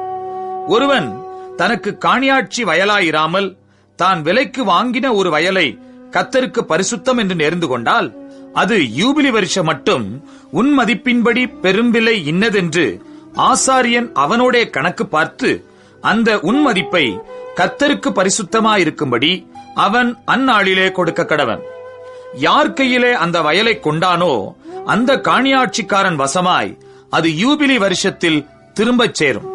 உன் மதிப்பெல்லாம் பரிசுத்த ஸ்தலத்து சேக்கல் கணக்காயிருக்க கடவது. 1 சேக்கலானது 20 கேரா. தலையீற்றானவைகள் கர்த்தருடையது. ஆகையால் ஒருவரும் தலையீற்றாகிய மிருக ஜீவனை பரிசுத்தம் என்று நேர்ந்து கொள்ளலாகாது. அது மாடானாலும் ஆடானாலும் கர்த்தருடையது. சுத்தமல்லாத மிருகத்தினுடைய தலையீற்றானால் அதை அவன் உன் மதிப்பின்படி மீட்டுக்கொண்டு அதனுடனே 1/5 கூட்டிக் கொடுக்க கடவன். மீட்கப்படாமல் இருந்தால் உன் மதிப்பின்படி அது விற்கப்பட கடவது. ஒருவன் தன் வசத்திலுள்ள நரஜீவனிலாவது மிருக ஜீவனிலாவது காணியாட்சி நிலத்திலாவது எதையாகிலும் கர்த்தருக்கென்று சாபத்தீடாக நேர்ந்து கொண்டால் அது விற்கப்படவும் மீட்கப்படவும் கூடாது. நேர்ந்து கொள்ளப்பட்டவைகள் எல்லாம் கர்த்தருக்காக பரிசுத்தமாயிருக்கும். நரஜீவனில் சாபத்தீடாக நியமிக்கப்பட்டவைகள் எல்லாம் மீட்கப்படாமல் கொலை செய்யப்பட கடவது. தேசத்திலே நிலத்தின் வித்திலும் விருட்சங்களின் கனியிலும் தசமபாகம் எல்லாம் கர்த்தருக்கு உரியது. அது கர்த்தருக்கு பரிசுத்தமானது. ஒருவன் தன் தசமபாகத்திலே எவ்வளவாவது மீட்டுக்கொள்ள மனதாயிருந்தானால் அதனுடன் 1/5 கூட்டிக் கொடுக்க கடவன். கோலின் கீழ்ப்பட்ட ஆடு மாடுகளிலே 10% கர்த்தருக்கு பரிசுத்தமானது. அது நல்லதோ இழப்பமானதோ என்று அவன் பார்க்க வேண்டாம். அதை மாற்றவும் வேண்டாம். மாற்றினால் அதுவும் அதற்கு பதிலாக கொடுக்கப்பட்டதுமாகிய 2 பரிசுத்தமாகும். அது மீட்கப்படக்கூடாதென்று அவர்களோட சொல் என்றார். இஸ்ரவேல் புத்திரருக்கு சொல்லும்படி கர்த்தர் சீனாய் மலையில் மோசேக்கு விதித்த கட்டளைகள் இவைகளே.